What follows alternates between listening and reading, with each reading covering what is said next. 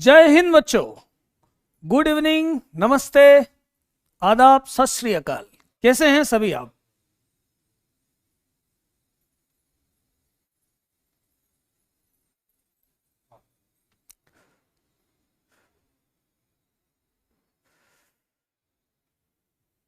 जय हिंद बच्चों, good evening, नमस्ते, सत श्री अकाल, आदाब।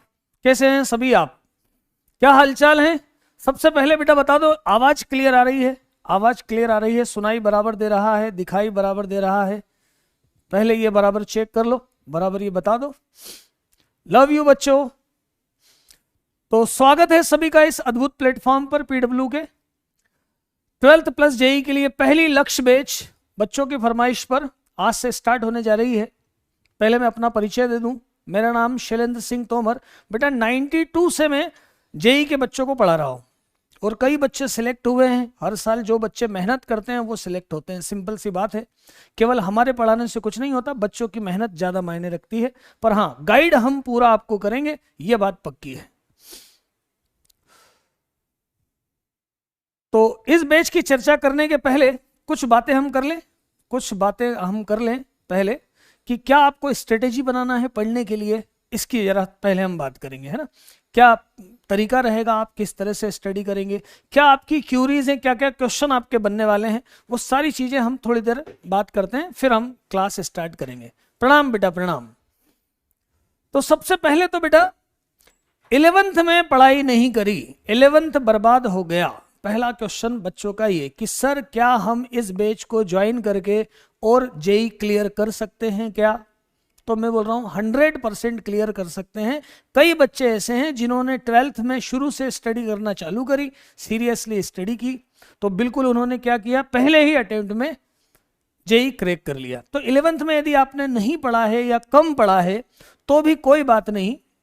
अब उसके लिए आपको क्या ध्यान रखना है, मतलब यहां से आप स्टार्ट करके बिल्कुल सिलेक्ट हो सकते हैं, पर कुछ बातें आपको ध्यान रखना है। जैसे 11th का कुछ पार्ट तो यूज में आएगा ना, तो उसके लिए क्या किया जाए, है ना। 11th बर्बाद हो गया, मैंने बोला ही, ये कॉमन क्वेश्चन है और बिल्कुल उसके लिए कोई दिक्कत वाली बात नहीं है, कोई परेशानी वाली बात नहीं। यहां से हम स्टार्ट करेंगे और बिल्कुल आपको सारी बातें हो जाएगी। 11th का भी पार्ट हो जाएगा, पर मैं जैसा जैसा बताऊं आपको वैसे वैसे करते जाना, मतलब इंस्ट्रक्शंस पूरी फॉलो करना है ना। सबसे पहले तो 11th यदि आपने नहीं पढ़ा है तो ब्रिज कोर्स में जितने मैंने लेक्चर्स आपको करवाए हैं वो आपको निश्चित रूप से 100% सबको अच्छे से देखना ही है, अच्छे से देखना ही है। साथ में आपको प्रयास बैच मिली है, तो 11th के कुछ टॉपिक जैसे कि 11th के कुछ टॉपिक मैं आपको बता दूं यहां पर। 11th के कुछ टॉपिक मैं आपको यहां बता रहा हूं। एक तो त्रिकोणमिति,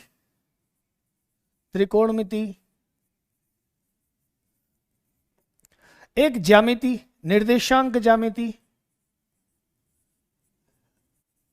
आप ब्रिज कोर्स से भी पढ़ सकते हैं, पर ये टॉपिक थोड़े से आप ध्यान रख ले।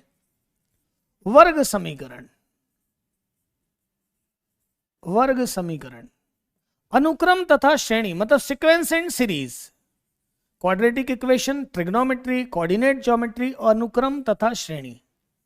आपको बीच बीच में जब भी टाइम मिले, आपने ब्रिज कोर्स से तो किया ही है, इसको आप जब जब अभी टाइम मिले, बीच में आपके पास टाइम रहेगा, अभी आपके पास टाइम रहेगा छुट्टियों में, तो उसमें आप इन टॉपिक्स को प्रयास बैच से पढ़ेंगे। प्रयास बैच आपको मुफ्त दी गई है, प्रयास बैच से पढ़ना है। अच्छा, 12th का जो है ना, 12th का पोर्शन, 12th का 60% तो 12th का ही पोर्शन आता है बेटा 40% 11th का आता है। 11th का 40% के तकरीबन आता है, और ये 40% हम कवर करेंगे बिल्कुल निश्चित रूप से। पर उसके लिए आपको क्या करना है, मैंने आपको पहले बता दिया। ब्रिज कोर्स यदि आपके कोई टॉपिक समझ में नहीं आया तो उसको आप रिपीट करो, उसको आपको रिपीट करना जरूरी, खासकर इन इक्वेशन सॉल्व करने वाला, असमीकाओं को हल करने वाला, वेवी कर्व मेथड वाला टॉपिक आपको सबको पढ़ के रखना है ना। टॉपिक आपको पढ़ के रखना है। अभी अर्जुना बैच पहले नहीं थी, इसलिए आपको प्रयास बैच दी गई है। इससे आप ये 11th के 4 टॉपिक जब जब आपको टाइम मिलेगा, ये सारे टॉपिक आप स्टडी करेंगे, ये टॉपिक आप स्टडी करेंगे। शुरू के 3-3, 4-4 लेक्चर भी देख लेंगे, तो भी हो जाएगा। बेसिक मैथमेटिक्स मैंने आपको ब्रिज कोर्स में करवा दिया, फिर भी आप बेसिक मैथमेटिक्स भी इसके साथ देखते हैं तो बहुत अच्छी बात है, वो भी आप देख सकते हैं, है ना। फिर बोल रहा हूं बेसिक मैथमेटिक्स पहले भी मैंने बता चुका हूं, ब्रिज कोर्स में भी मैंने आपको सब बताया है, बिल्कुल बराबर अक्षर आ जाएंगे, ये अभी आप समझ गए। त्रिकोणमिति, निर्देशांक ज्यामिति, वर्ग समीकरण, अनुक्रम तथा श्रेणी, ये 4 चैप्टर आपको पढ़ना है।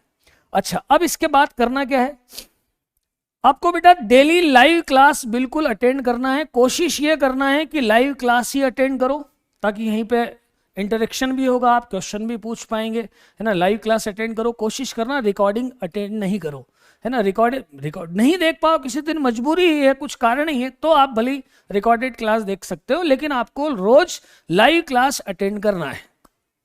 लाइव क्लास अटेंड करना है और उसके बाद आपको जो भी डीपीपी मिलेगी उसको उसी दिन सॉल्व करना है। पहले तो लाइव क्लास अटेंड करना है ना, डीपीपी सॉल्व करना है, मॉड्यूल में जो होमवर्क दिया जाएगा या जो आपके पास बुक है उससे संबंधित जो कंसेप्ट लेक्चर में समझाए जाएंगे, मॉड्यूल के क्वेश्चन या फिर आपके पास जो बुक है उसके क्वेश्चंस, वो आपको उसी दिन सॉल्व करना है, उसी दिन सॉल्व करना है। बैकलॉग नहीं होने देना, आज का काम कल पर नहीं डालना है, मतलब आज काम कंप्लीट करके ही सोना है, ये बात आपका विशेष आपको ध्यान रखना है। और कंसिस्टेंसी के साथ कंटिन्यूटी में स्टडी करना है, कंटिन्यूटी में स्टडी करना है, एक लाइन से स्टडी करना है, रोज स्टडी करना है, बैकलॉग नहीं होने देना है, इस बात का ध्यान रखना। अभी ये चैप्टर काफी है बेटा, मैंने जो चैप्टर बताए हैं इसीलिए बताए हैं कि ये चैप्टर कर लोगे, आपको बाद में 11th का रिवीजन करवाया जाएगा, पर फिलहाल ये चैप्टर जितना आप कर सको उतना जरूर कर लेना। अब इसके बाद 12th के बच्चे हैं, जेई की तैयारी भी करना है ना, तो आपको क्या करना है, आपको 12th बोर्ड की भी स्टडी करवाएंगे, 12th की पहले स्टडी करवाएंगे, इसमें जो डेरिवेशन बनते हैं वो सब करवाएंगे, फिर आपको थोड़ा सा लेवल बढ़ाएंगे, जेई मेंस के बारे में, जेई मेंस के क्वेश्चन किस लेवल से आते हैं वो भी आपको सारे कंप्लीट बताए जाएंगे। पिछले साल जो नोट्स में बताया गया उसके बाहर जेई मेंस में लगभग कोई क्वेश्चन गया ही नहीं, सब उसके अंदर से आया। तो पहले बोर्ड का पढ़ाएंगे, फिर जेई मेंस के लिए बताएंगे, फिर एडवांस के लिए इसमें स्टडी करवाई जाएगी, फिर एडवांस के लिए स्टडी करवाई जाएगी। आपका काम क्या है, लाइव क्लास अटेंड करना है, डीपीपी सब सॉल्व करना है, मॉड्यूल के क्वेश्चंस करना है, उससे रिलेटेड ये जो आपके पास बुक है उसमें से करना है, और टेस्ट, डेली टेस्ट, जो भी टेस्ट होंगे वो टेस्ट अटेंड करना है, कोई टेस्ट मिस नहीं करना है, कोई टेस्ट मिस नहीं करना है। ये सारे आपको प्रॉमिस करना है कि ये आप करेंगे ही करेंगे। रेगुलर स्टडी करेंगे, लाइव क्लास अटेंड करेंगे, है ना, लाइव क्लास अटेंड करेंगे, और टेस्ट सारे आप अटेंड करेंगे, डीपीपी भी सॉल्व करेंगे, मॉड्यूल के जो मैं क्वेश्चंस आपको बताता जाऊंगा उस हिसाब से वो क्वेश्चन आप सॉल्व करेंगे। मॉड्यूल सबके पास आ जाएगा बेटा, मॉड्यूल के अलावा कोई दूसरी बुक ली है तो उससे भी संबंधित, मतलब जो कंसेप्ट जिस दिन पढ़ाया जाए उससे संबंधित जो क्वेश्चंस बोले जाएंगे आपसे, वो क्वेश्चंस आपको करना है। मेरी बात बहुत ध्यान से सुनना है, आज जो आप प्रॉमिस कर रहे हो इसको आपको साल भर निभाना है, एक कांस्टेंट स्टडी आपको चलने देना है, रेगुलर स्टडी करना है, और इस साल सारे दूसरी बातों से दूर हो जाना है, सोशल मीडिया से दूर हो जाना है, समाज से दूर हो जाना है, अपने आप को बिल्कुल पूरा का पूरा स्टडी में झोंक देना है, क्योंकि आईआईटी की तैयारी कर रहे हैं आप, क्योंकि आप आईआईटी की तैयारी कर रहे हैं, इसलिए आपको इस बात का ध्यान रखना है। सॉल्यूशन भी बराबर सबको मिलेंगे क्वेश्चंस के, मैं आपको रोज होमवर्क दूंगा, वो होमवर्क के क्वेश्चन भी मैं आपको दूसरे दिन बताऊंगा, तो पहले आपको खुद ट्राई करना है, फिर वो होमवर्क के क्वेश्चन दूसरे दिन हम डिस्कस करेंगे तो हो जाएगा। अब एक दूसरी बात आती है, एक क्वेश्चन बनता है, सभी की प्रॉब्लम बनती है ना, कि सर जब आप समझाते हैं ना तब तो समझ में आ जाता है, पर बाद में हमसे नहीं बनता। अब इसमें दो बातें होती हैं, एक तो बच्चा सोच लेता है कि नहीं मुझसे क्वेश्चन नहीं बन रहा है, मैथ्स टफ है, दूसरा ये होता है कि आप क्वेश्चन बता रहे हैं तब समझ में आ रहा है, बाद में मुझसे नहीं बन रहा है लेकिन मैं पूरा ट्राई करूंगा, बार बार रिपीट करूंगा, एक बार दो बार मुझे आने लग जाएगा। एक पॉजिटिव सोच होती है और एक नेगेटिव सोच होती है। पॉजिटिव सोच लेकर चलना है, ऐसे लोगों से कांटेक्ट भी नहीं करना ज्यादा जो आपके अंदर नेगेटिविटी डाले, पॉजिटिव लोगों के साथ रहना और खुद को सेल्फ मोटिवेट करना है। सबसे अच्छा तरीका होता है अपने आप में कॉन्फिडेंस डेवलप हो, अपने आप में कॉन्फिडेंस डेवलप हो। हाँ सब हो जाएगा ना, बोला ना बेटा 12th बोर्ड में एनसीईआरटी के क्वेश्चंस आ गए, एनसीईआरटी बिल्कुल ध्यान रखा जाएगा, एनसीईआरटी के क्वेश्चंस करे जाएंगे, है ना। अच्छा, फिर अब आती है बात, इसके बाद जो सबसे खास बात, ये जो आप मतलब इसमें चैटिंग कर रहे हैं, है ना, इसमें दो तरह के लोग होते हैं, तीन तरह के लोग होते हैं, दो नहीं तीन होते हैं। एक तो ये होते हैं जो यहाँ पर फिजूल बात करने आते हैं, जिनके पास कोई काम नहीं है और कहीं दूसरी जगह भी कोई उनसे बात रिस्पांस नहीं दे रहा है, तो यहाँ पर वो आपस में बात करते रहते हैं। दूसरी कैटेगरी होती है कि वो बच्चे जो डिस्टर्ब होते हैं, वो बार बार बोलते हैं कि सर ये लोग है ना हमें डिस्टर्ब कर रहे हैं, ये इधर उधर की बातें कर रहे हैं, तो है ना इनको बंद करो और ये हमें। और तीसरी कैटेगरी होती है जो बच्चे अपने पढ़ने में लगे होते हैं, जो डाउट होता है वही पूछते हैं, बाकी फिजूल की बात करते ही नहीं है और ध्यान भी नहीं देते हैं। और इसी कैटेगरी में आपको आना है।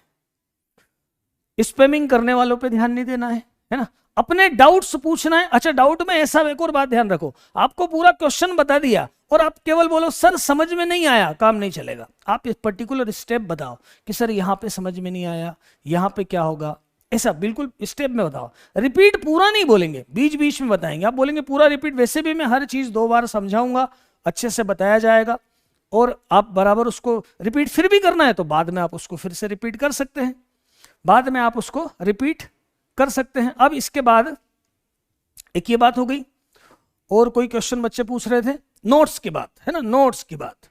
बेटा नोट्स में 3 तरह से नोट्स बनाना है ना। नोट्स के बारे में बता दूं, बहुत इंपॉर्टेंट बात है नोट्स के बारे में। नोट्स के बारे में, नोट्स में आपको 3 तरह से नोट्स बनाना है, 3 कैटेगरी में नोट्स बनाना है। एक तो क्लास नोट, जो आपको पढ़ाया जाएगा उसको आप एक रफ कॉपी तो पहले रखेंगे ही, पर क्लास नोट बाद में बराबर सिस्टमेटिक बनाएंगे कि जो भी आपको इंपॉर्टेंट जो क्लास नोट की शीट्स देखेंगे और शीट्स में जो भी आपको पढ़ाया गया है वो सारे क्लास नोट्स की एक कॉपी बनाएंगे। एक कॉपी बनाएंगे आप डीपीपी की और प्रैक्टिस की। भाई जो आपको डीपीपी दिया जाएगा और जो मॉड्यूल के क्वेश्चन करोगे इसकी एक कॉपी बनाएंगे, और एक बनाएंगे स्पेशल डायरी छोटी।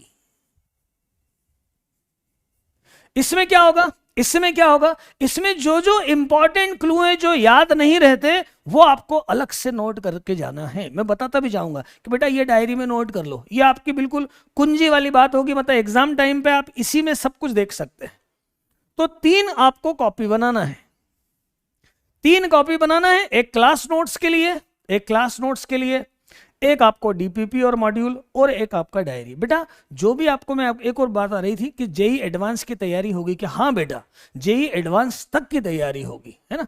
पहले मेंस के क्वेश्चंस करवाए जाएंगे, एडवांस में कंसेप्ट वही होते हैं पर मिक्स क्वेश्चन आते हैं। सारे कंसेप्ट यदि हमें क्लियर है, हमने कर रखा है, तो हम एडवांस के क्वेश्चन बिल्कुल अटेम्प्ट कर सकते हैं। वो लिंक होते हैं 2-2 3-3 चैप्टर आपस में, और उस पर क्वेश्चन बनते हैं। आपको क्वेश्चन बताए जाएंगे, करवाया जाएगा, तो आपको बिल्कुल क्लियर होता जाएगा। मॉड्यूल सबके पास पहुंचने वाला है, बिल्कुल लगे हुए हैं, जिन के पास नहीं आया मॉड्यूल भी सबके पास आ जाएगा। ये जितनी बातें मैंने आपको बताई है वो आपको ध्यान रखना है, कंसिस्टेंसी के साथ पढ़ना है, सेल्फ कॉन्फिडेंट होकर पढ़ना है ना। किसी की बातों से भटकना नहीं है, मतलब अपने आप को नर्वस नहीं करना है। जैसे एक बार समझ में नहीं आया तो एक मन में रखना, मुझे कैसे समझ में नहीं आएगा, मैं फिर से करूंगा और समझ के ही मानूंगा और कंटिन्यूअस स्टडी करूंगा। ये जो है आपको ये गोल रखना है, ये अचीव रखना है। जैसे होता ना लक्ष्य की तरफ, जब वो चिड़िया की आंख का निशाना लगाया तो आसपास के जितने डिस्ट्रैक्शन थे उधर ध्यान ही नहीं गया, ध्यान केवल लक्ष्य पर, ध्यान केवल अपनी स्टडी पर, ध्यान केवल सिलेक्शन पर।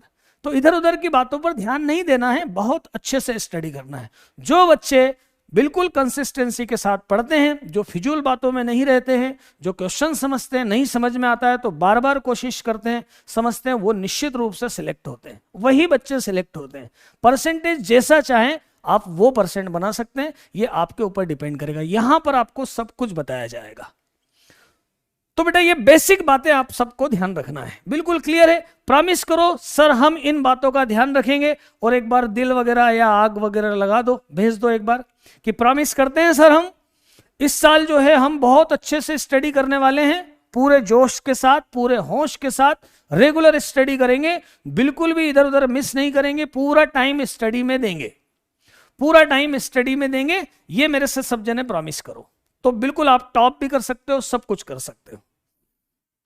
ये चाहता हूं यार बेटा, मेरे से कनेक्ट यदि आप होना चाहते हो और अच्छा सीखना चाहते हो तो इन बातों का आपको ध्यान रखना है, इन बातों का ध्यान रखना है। फिजूल के लोगों की बातों पर ध्यान नहीं देना है, अपनी स्टडी पर ध्यान देना है। बिल्कुल क्लियर है बात? मतलब आपके जो दिमाग में जो बेसिक क्वेश्चंस थे वो सारे क्वेश्चंस के जवाब दे दिए मैंने। चलिए बेटा, जो बच्चे प्रॉमिस कर रहे हैं, जो बच्चे रिस्पांस दे रहे हैं, मतलब मैं समझता हूं वो अब इतने शिद्दत के साथ लगेंगे, इतनी शिद्दत से पढ़ाई करेंगे कि बिल्कुल लक्ष्य को हासिल करके ही छोड़ेंगे।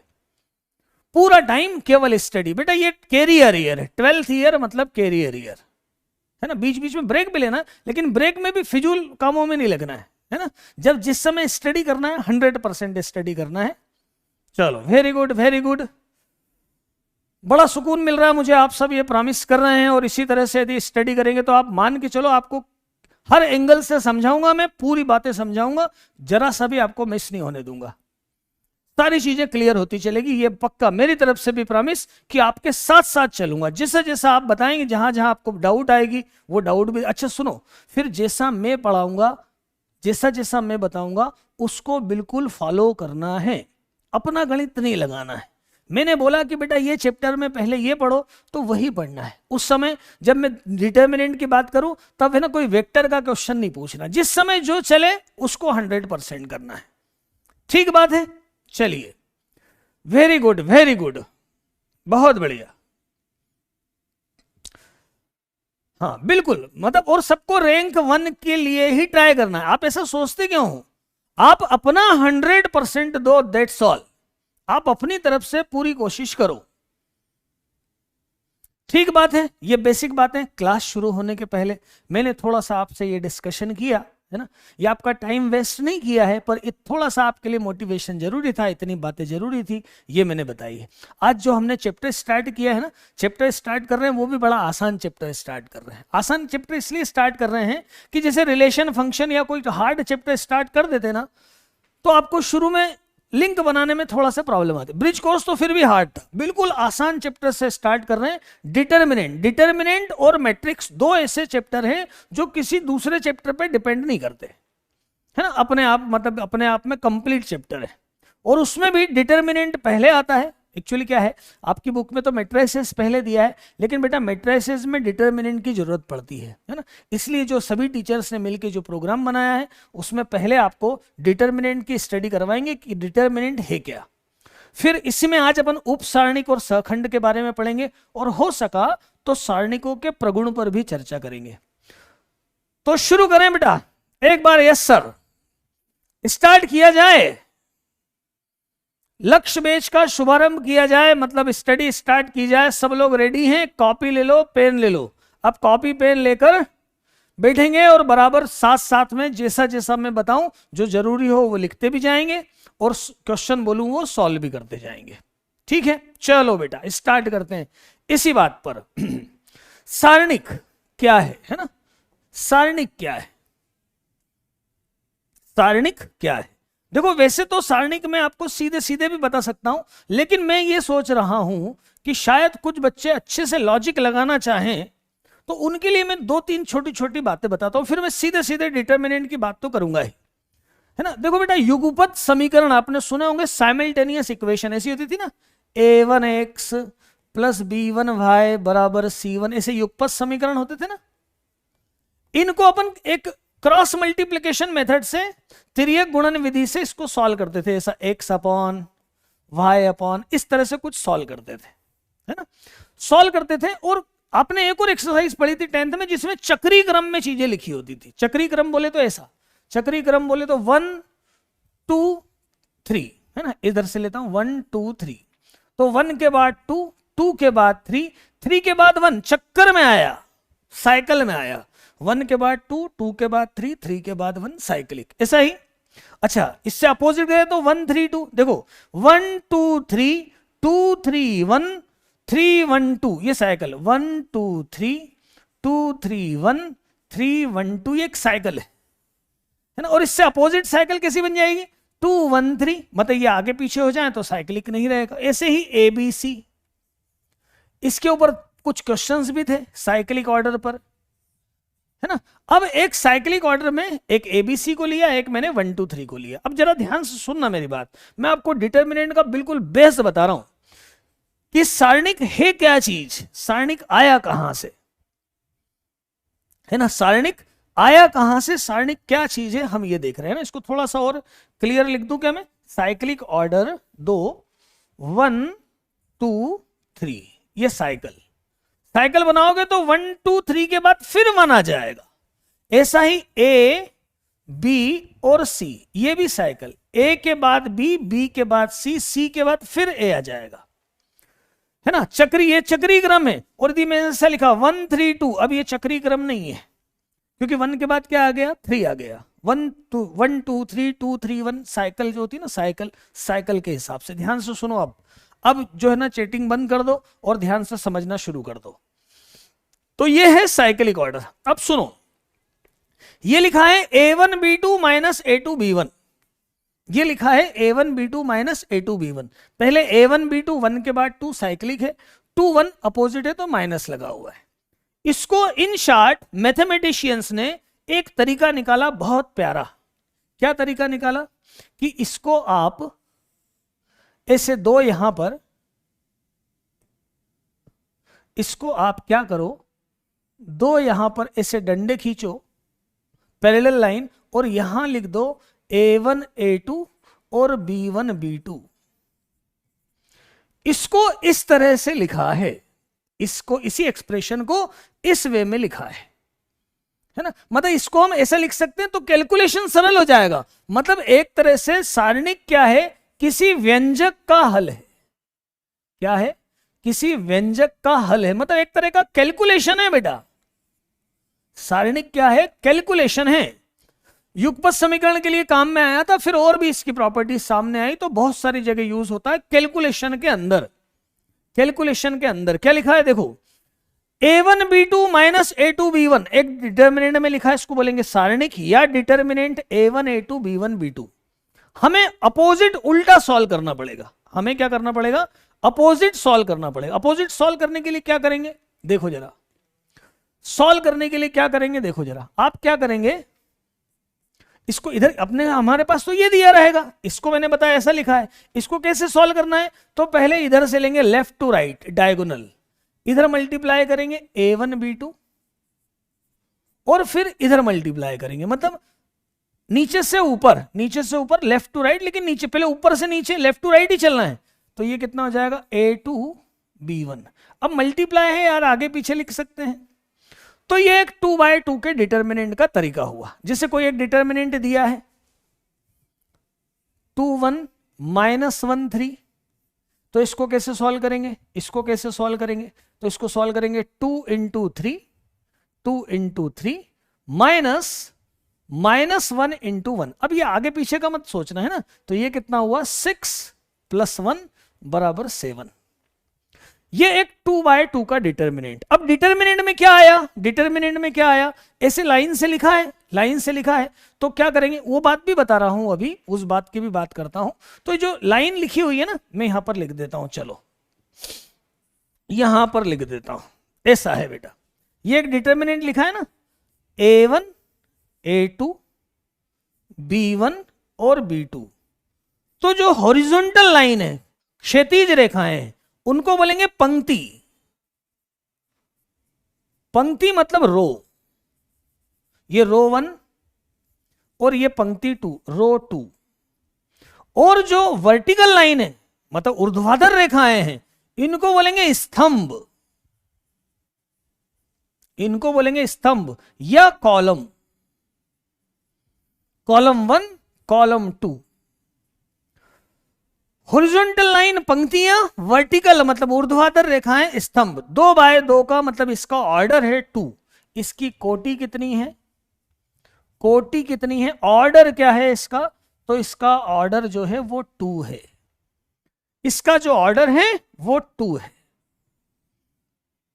ये आपको एक सामान्य जानकारी 2/2 के डिटर्मिनेंट की। मैं दूसरे एंगल से भी बताऊंगा, पर पहले मेरी बात थोड़ी सी सुन लो, फिर और अच्छे से बताऊंगा। बिल्कुल क्लियर नहीं दिख रहा है क्या, बिल्कुल स्पष्ट लिखा है यार, है ना, A1B2 माइनस A2B1, इस तरह से देखो। मैं और क्लियर लिखने की कोशिश करूंगा, है ना, पर अभी पहले इतना देखो। अब जरा मेरे कंसेप्ट पे आप आओ, मैं जो बताना चाह रहा हूं उस पर आओ कि एक ऐसा चक्री क्रम लिखा हुआ है, देखो A1B2C3 1 2 3, ये 3 2 मतलब ये साइक्लिक नहीं रहा तो माइनस में लिखा हुआ है।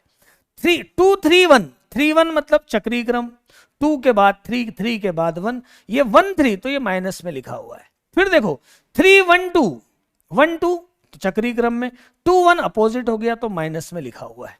इस पूरे एक्सप्रेशन को हम इस तरह से लिख सकते हैं। कैसे लिख सकते हैं?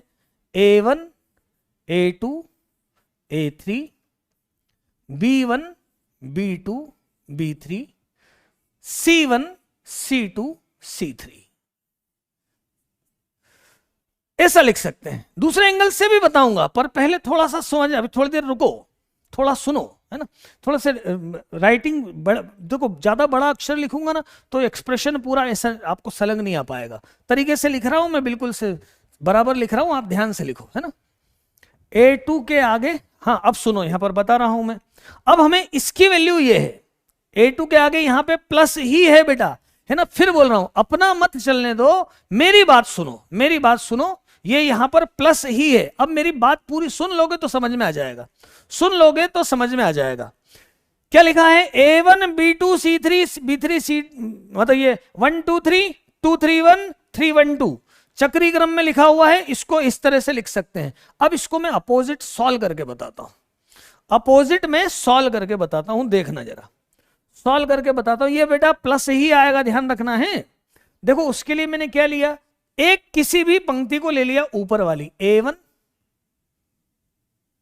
A2 और A3, ध्यान से देखना क्या क्या ले लिया मैंने, A1 A2 और A3, A1 A2 और A3, है ना। थोड़ा सा इसको आगे बढ़ा देता हूं, अक्षर भी और बड़े कर देता हूं थोड़े से, A1 A2 A3 ऐसा लिख देता हूं, है ना। वैसे जनरल क्या होता है, सीधे सीधे सिखाना चालू करते हैं, लेकिन मैं कुछ कंसेप्ट बताना चाहता हूं। जब मैंने A1 को लिया तो A1 की रो पंक्ति और A1 के स्तंभ को मैंने हटा दिया, A1 वाली पंक्ति को और A1 वाले स्तंभ को हटाया, तो क्या बचा? जो बचा है उसको मैंने यहां पे लिख दिया, B2 B3 C2 C3। और आप देखो ये जरा चक्री क्रम में है, 1 2 3, आप देख रहे हो 1 2 3 चक्री क्रम में है। चक्री क्रम बहुत जरूरी है, ध्यान रखना। अब जब मैं A2 को लेता हूं, मतलब ये वाला A2 लेता हूं, तो इसको मैं उठा के यहां ले आता हूं। अब क्या क्या बचेगा? देखो अब क्या क्या बचेगा, तो अब बचेगा B1 B3 C1 C3। अब देखो जरा, ये चक्री क्रम में है क्या? ये चक्री क्रम में है क्या? 2 के बाद 3 और 1 आना था भाई, चक्कर आना था ना, साइकिल में आना था ना। 2 के बाद B3 B1 होना था, लेकिन हमने जब इसको हटाया तो हमने तो B1 B3 लिया। इसके लिए देखो यहां सॉल्व करूंगा तो क्या होगा, B1 C3 minus B3 C1। इसको हमें साइक्लिक बनाने के लिए यहां पे माइनस लगा दिया जाता है, यहां पे माइनस लगा दिया जाता है। और तीसरा A3 जब आता है, जब A3 आता है उठ के यहां पे, जब A3 आता है तो फिर B1 B2, अब फिर से ये साइक्लिक हो जाता है। अब आप देख लो, इसको सॉल्व करो और यही रिजल्ट आपको फिर से दिख जाएगा। तो क्यों बीच वाला माइनस आता है, इस पे गौर करो। माइनस ए, अब देखो जब यहां करोगे तो क्या आएगा, B1 C3 B3 C1। अब जरा देखो इसको और इसको, समझ में आ जाएगा कि ये प्लस सही लिखा था मैंने, समझ आ जाएगा कि मैंने प्लस सही लिखा था, आगे पीछे लिखा था। डिटर्मिनेंट को सॉल्व ऐसे ही करेंगे, पहले A1 लेंगे तो A1 वाली पंक्ति और स्तंभ को हटा के बाकी पूरा लिखेंगे, है ना। दूसरे वाले में भी ऐसे ही लेंगे, लेकिन यहां पर क्या होगा, माइनस आ जाएगा। माइनस क्यों आएगा, क्योंकि होना था B3 के बाद B1, जबकि इसको हटाया तो B1 B3 आया, फिर वापस प्लस आ जाएगा। और लास्ट वाला A3 B1C2 माइनस B2C1, ऐसा। बोलो भाई, क्लियर है? क्रॉस प्रोडक्ट में इसका एप्लीकेशन है, मुख्य चीज डिटर्मिनेंट है। डिटर्मिनेंट एक बीजीय व्यंजक है, उसको यह हल करने का एक सिंपल सा मैंने अभी तरीका बताया, एक रो से, है ना। कहां से बताया? A1 क्यों माइनस आया, ध्यान देना, यह कंसेप्ट समझने वाले बच्चों के लिए। कौन क्यों माइनस आया, ध्यान देना। होना क्या था, A1 जब था तो B2 B3 आया, जब A2 था तो B3 B1 होना था, लेकिन यहां B1 B3 लिखा है इसलिए माइनस आया, है ना। मतलब इस एक्सप्रेशन में कोई अंतर नहीं है, यहां मैंने पहले साइक्लिक लिखा था। अब इसको अपन दूसरे एंगल से सोचते हैं, ऐसा सोचते हैं। एक डिटर्मिनेंट को रिप्रेजेंट करने का किसी भी अवयव, है ना, सारणिक का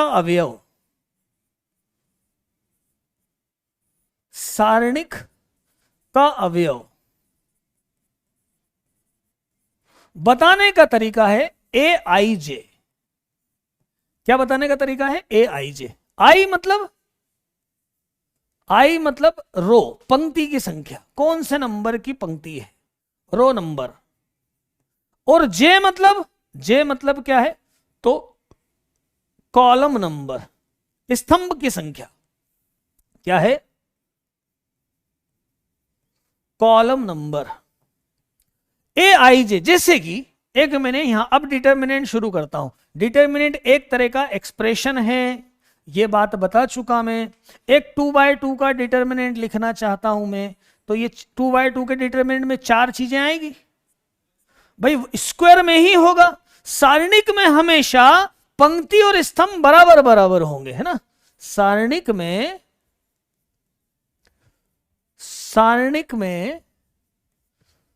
पंक्तियों की संख्या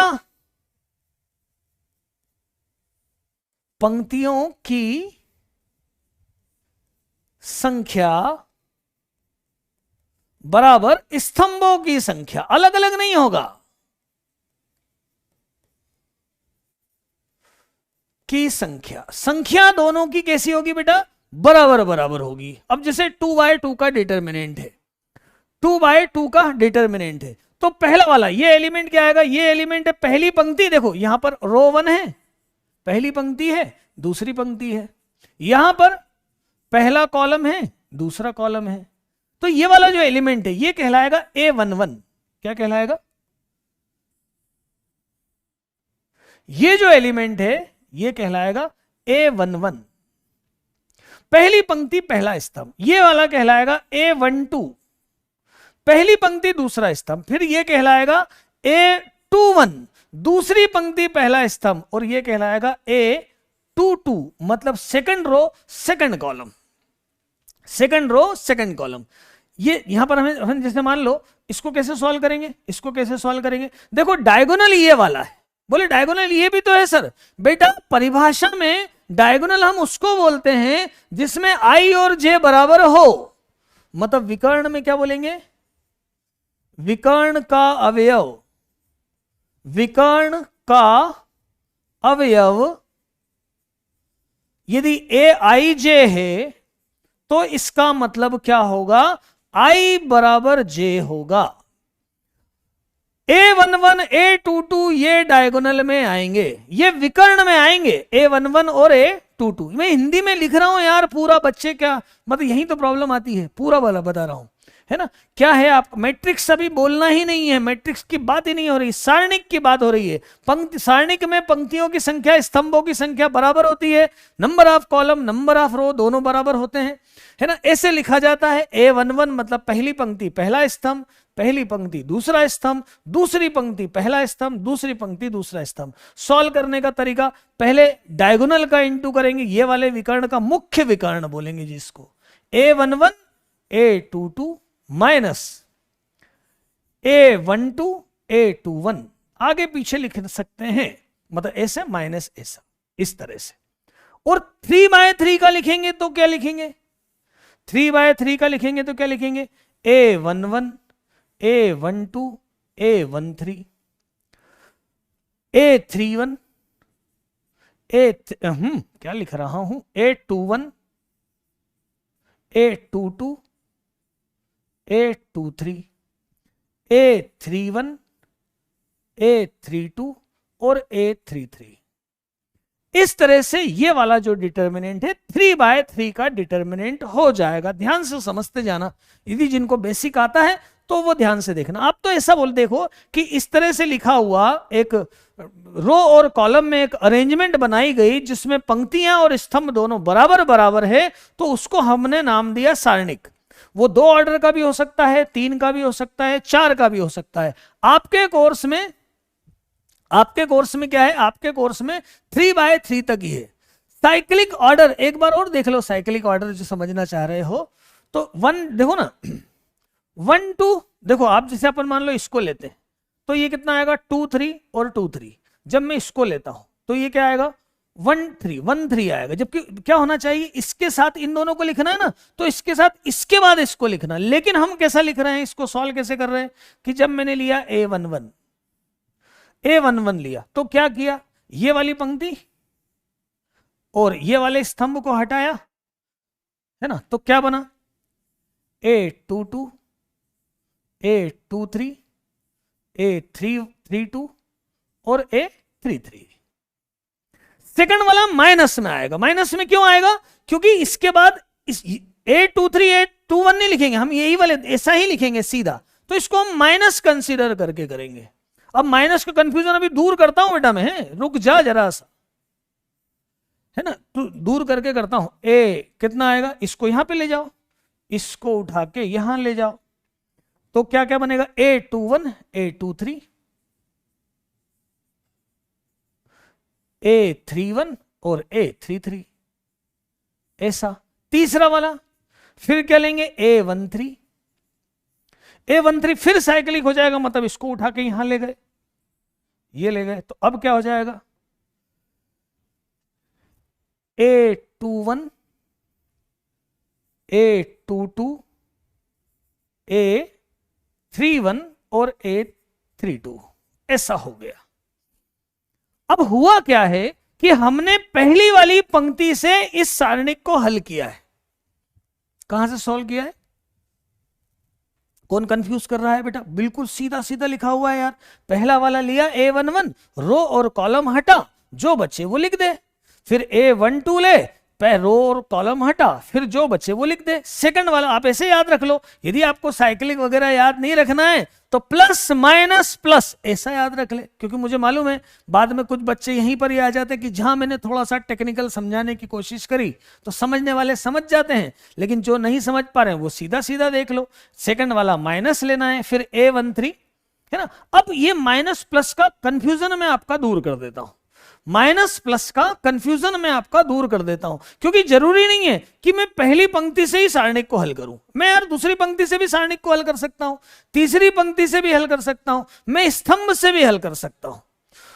तो यदि मुझे किसी भी पंक्ति से या किसी भी स्तंभ से डायगोनल, मतलब ये देख A11 2 2 3 3, जहां दोनों एलिमेंट बराबर, first row first column, second row second column, third row third column, पहली पंक्ति पहला स्तंभ, दूसरी पंक्ति दूसरा स्तंभ, तीसरी पंक्ति तीसरा स्तंभ, ये तीनों डायगोनल, ये आएंगे विकर्ण। इसे बोलेंगे अपन विकर्ण में आएंगे। ये काय में आएगा, ये विकर्ण में आएगा। अब जरा सुनो, प्लस माइनस का कंसेप्ट क्लियर कर देता हूं। उसके लिए हमें 2 चीजें समझना पड़ेगी, उसके लिए हमें 2 बातें समझना पड़ेगी। एक होगा उपसारणिक, माइनर बोलते हैं इसको।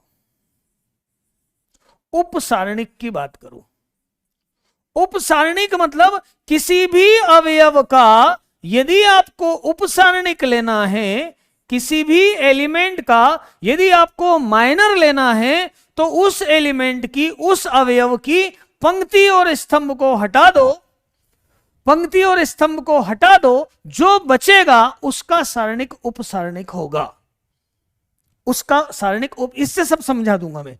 एक बार यहां से देखो तो और अच्छे से हो जाएगा, है ना, एक बार यहां से देखो अच्छे से हो जाएगा, पूरी बात समझ में आ जाएगी। इसको पूरा हो जाने दो थोड़ा सा, है ना। जैसे माइनर निकालना है आपको, है ना, माइनर निकालना है, माइनर निकाल के देखते हैं।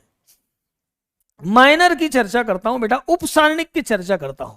ये एक लिया मैंने A11, A12, A13, ऐसा डिटर्मिनेंट लिखा। ये बता रहा है कि पहली रो पहले कॉलम की जगह पर हूं मैं। ये बता रहा है कि पहली पंक्ति है, दूसरा स्तंभ है। ये बता रहा है पहली पंक्ति है, तीसरा स्तंभ है। ये बता रहा है दूसरी पंक्ति है, पहला स्तंभ है। ये दूसरी पंक्ति दूसरा स्तंभ है, दूसरी पंक्ति तीसरा स्तंभ है।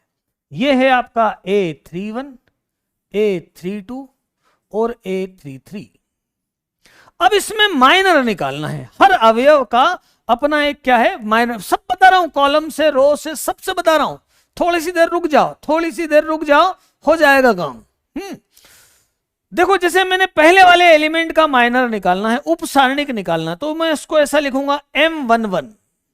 क्या लिखूंगा? M11। अब यहां पे प्लस माइनस का झंझट नहीं है, केवल उप सारणिक निकालना है। तो जब मुझे ये उप सारणिक निकालना है तो मैं क्या करूंगा, तो मैं क्या करने वाला हूं बेटा, तो मैं इस पहली पंक्ति को, A11 की पंक्ति को और A11 के स्तंभ को छोड़ दूंगा। अब जो बचेगा वो मेरा माइनर होगा, उप सारणिक होगा A11 का। क्या आएगा? A22, A23, A32 और A33, ऐसा। ये होगा एक माइनर। ये क्या होगा आपका? एक माइनर होगा। फिर मान लो किसी दूसरा माइनर, ऐसे सारे माइनर निकलेंगे। एक और माइनर, जैसे मैं इसका माइनर निकालता हूं, है ना, इसका उप सारणिक निकालता हूं। किसका? इसका उप सारणिक निकालता हूं। A23 मतलब M23 निकालता हूं, M23 निकालता हूं। अब M23 निकालता हूं तो क्या करना पड़ेगा मुझे? क्या करना पड़ेगा मुझे? A23 वाली पंक्ति और A23 वाला कॉलम, इसको मुझे हटाना पड़ेगा। क्या क्या बचा है? क्या क्या बचा है? A11, A12, A31 और A32। मतलब माइनर निकालने के लिए, उप सारणिक निकालने के लिए, अब कोई कंफ्यूजन नहीं है इसमें, ना गड़बड़ है। माइनर निकालने के लिए क्या करना है, जिसका माइनर निकालना है, जिस अवयव का उप सारणिक निकालना है, जिस एलिमेंट का माइनर निकालना है, जिस अवयव का उप सारणिक निकालना है, उस अवयव की पंक्ति और उस अवयव के स्तंभ को हटा दो। शेष जो बचेंगे, जैसे 3/3 का है तो ये 2/2 का बचेगा। देखो, n का यदि वर्ग अवयव है, मतलब इसको डिटर्मिनेंट ले ले हम, यदि ऐसा सीधी लाइन खींच दें तो कितना उप सारणिक क्या होगा? n-1 कोटि का। जैसे ये 3 का है तो ये 2 कोटि का बना। तो किसी का भी अपने को क्या निकालना है? उप सारणिक। तो उस अवयव की पंक्ति और स्तंभ को हटाओ, बचे जो भी उनका माइनर निकाल लो, उनका डिटर्मिनेंट निकाल लो, वो आपका माइनर या उप सारणिक कहलाएगा। हिंदी इंग्लिश का तो बोलना ही नहीं, मैं सब बताता रहूंगा, है ना। ऐसे एक आध और निकाल ले, जिससे अपन निकालते हैं किसका? A31 का निकाल लेते हैं। A31 का माइनर निकाल लेते हैं। तो A31 का माइनर निकालने के लिए क्या करना पड़ेगा? चलो रो आ जाओ A31 पे, कॉलम ये वाला हटाओ। अब देखो क्या क्या बचा। तो M31 क्या आया? M31 क्या आया? तो M31 आया है, M31 क्या आ जाएगा? A12, A13, A22 और A23। अब देखो बेटा, माइनर तो मैंने निकाल लिए, है ना, माइनर निकालना भी आ गए, क्लियर है, सबको आ गए। माइनर निकालना सबको आ गए। देखो कंसेप्ट समझ जाओगे तो सारी बात एक साथ हो जाएगी। माइनर निकालना सबको आ गए। बेटा यार देखो यार, अक्षर बराबर बिल्कुल एवरेज है, ना छोटे हैं ना बड़े हैं, बिल्कुल एवरेज है। ये अक्षर बिल्कुल प्रॉपर है। ज्यादा बड़ा लिखूंगा तो भी क्या होगा, पूरी स्टेप्स नहीं आ पाएगी। ज्यादा छोटा लिखूंगा तो समझ में नहीं आएगा। मैं एवरेज लिख रहा हूं बराबर, फिर भी मैं और कोशिश करूंगा थोड़ा फॉन्ट और बढ़ा दूं, ये जरूर करूंगा, लेकिन फिर भी ये देखते चलो। अब सुनो, माइनर से डिटर्मिनेंट की वैल्यू नहीं निकलती, माइनर से डिटर्मिनेंट की वैल्यू नहीं निकलती, क्योंकि डिटर्मिनेंट में तो बीच में माइनस भी आ जाता है, क्योंकि वो क्या होता है, साइक्लिक ऑर्डर नहीं होता, बताया था ना। तो हम क्या करते हैं, माइनर की जगह हम निकालते हैं सहखंड। क्या निकालते हैं? सहखंड, जिसमें चिन्ह का भी ध्यान रखा जाता है। चिन्ह का भी ध्यान रखा जाता है। कैसे रखा जाता है? तो देखो जरा, जो भी माइनर है, जो भी उप सारणिक है, जैसे ये है, A11, A12, A13, A21, A22, A23, और अक्षर बड़े करना है क्या, A31, A32 और A33। अब जरा सुनो, अब माइनर तो आपने निकाला, मैं एक छोटा सा फॉर्मूला बना देता हूं, एक छोटा सा फॉर्मूला बना देता हूं, इतना सा फॉर्मूला बना देता हूं, कोफैक्टर या सहखंड Cij, सहखंड निकालना है, तो निकालना तो माइनर ही है, बस आगे प्लस माइनस डिसाइड करना है। वो कैसे डिसाइड करोगे, -1 की पावर i प्लस जे से, -1 की पावर i प्लस जे से। देखो जरा, जैसे यहां 1 + 1 2 है, 2 है, -1 की पावर 2, ये पॉजिटिव आएगा। ये 1 2 है, 1 2 है मतलब 1 + 2 3 है, अभी चक्रीय क्रम में नहीं रहेगा, यदि उधर वाली बात समझो तो यहां कितना हो जाएगा 3, मतलब विषम आ जाएगा, तो ये माइनस आएगा, ये प्लस आएगा। जैसे कि मैंने निकाला C11, तो C11 क्या होगा, -1 की पावर 1 + 1, और इसी का माइनर ले लो, इसी का माइनर ले लो, इसका माइनर, माइनर मतलब यही लेंगे ना, उपसारणिक, माइनर मतलब उपसारणिक, तो क्या आ जाएगा, A22, A23, A32 और A33। अब देखो, चूंकि -1 की पावर 1 + 1 2 है, -1 की पावर 2 + 1 ही होगा, इसका मतलब कोफैक्टर और माइनर सेम होगा, कोफैक्टर और माइनर सेम होगा। देख जरा यहां पे, ये यहां पे यही माइनर है और यही कोफैक्टर है, ये कोफैक्टर है, सेम है, माइनर और कोफैक्टर सेम है। यहां पर माइनर तो ये है, उपसारणिक तो ये है, लेकिन कोफैक्टर में माइनस भी आया, सहखंड में माइनस भी आया, तो हमने निकालने का सिंपल सा तरीका बना लिया है। क्या बना लिया है कि मुझे कोफैक्टर निकालना है C12 का, तो मैं डिसाइड करूंगा -1 की पावर 1 + 2, और ये मुझे मालूम पड़ जाएगा कि ये नेगेटिव होगा, है ना। अब यहां C12 का निकालूंगा, तो C12 का निकालने के लिए इसको मैं यहां ले जाता हूं। अब क्या क्या आएगा, A21, देखो ये तो माइनर ही है, ये तो उपसारणिक ही है ना, A21, A23, A31, A33 और बराबर होगा -M12, माइनस में M12, ये माइनस हो जाएगा। अब आप एक काम करो, अब आप एक काम करो, है ना, अब एक आप काम करो, इतना ज्यादा मत परेशान हो, आप तो ऐसा डिसाइड कर लो, क्या आप तो ऐसा डिसाइड कर लो, इससे आपका काम हो जाएगा।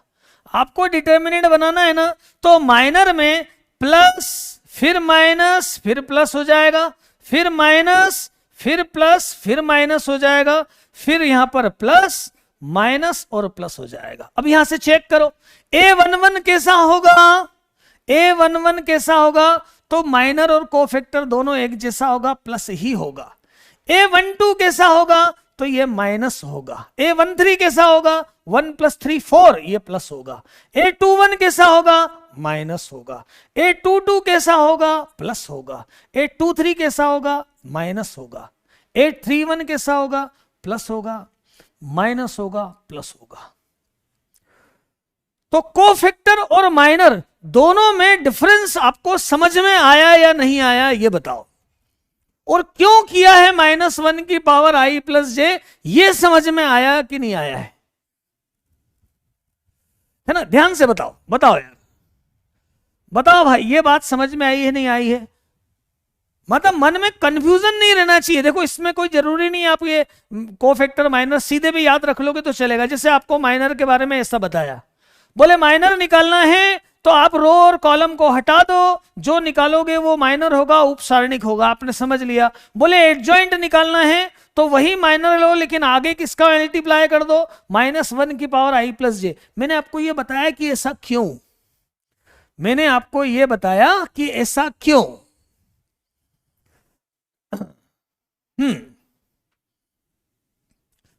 ठीक है ना। माइनर कैसे निकालना है, और कोफैक्टर कैसे निकालना है, माइनर कैसे निकालना है।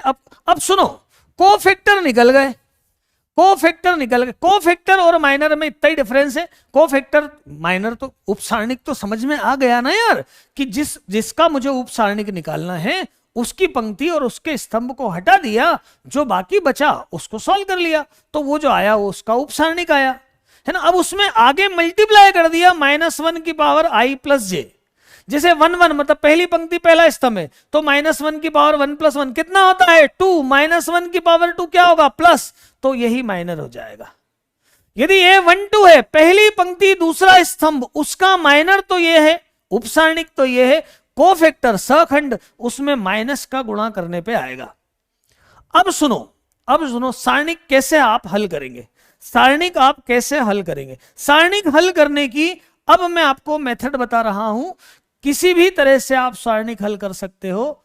ये एक सारणिक है A11 A12 A13 A21 A22 A23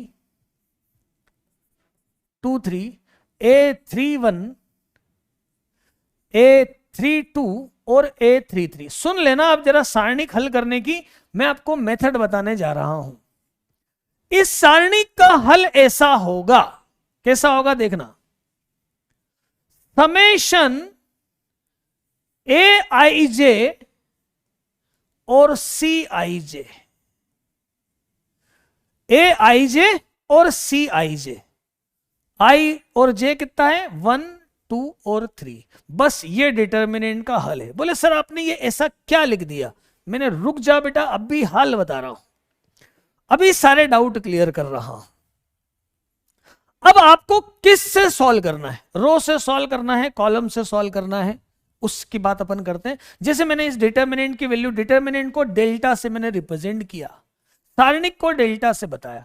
पहला मैंने सोचा मैं पहली वाली पंक्ति से सॉल्व करूं यार, तो कुछ नहीं, पहली वाली पंक्ति A11 लिया तो इसका कोफैक्टर ले लो, A12 लिया तो इसका कोफैक्टर ले लो, A13 लिया तो इसका कोफैक्टर ले लो।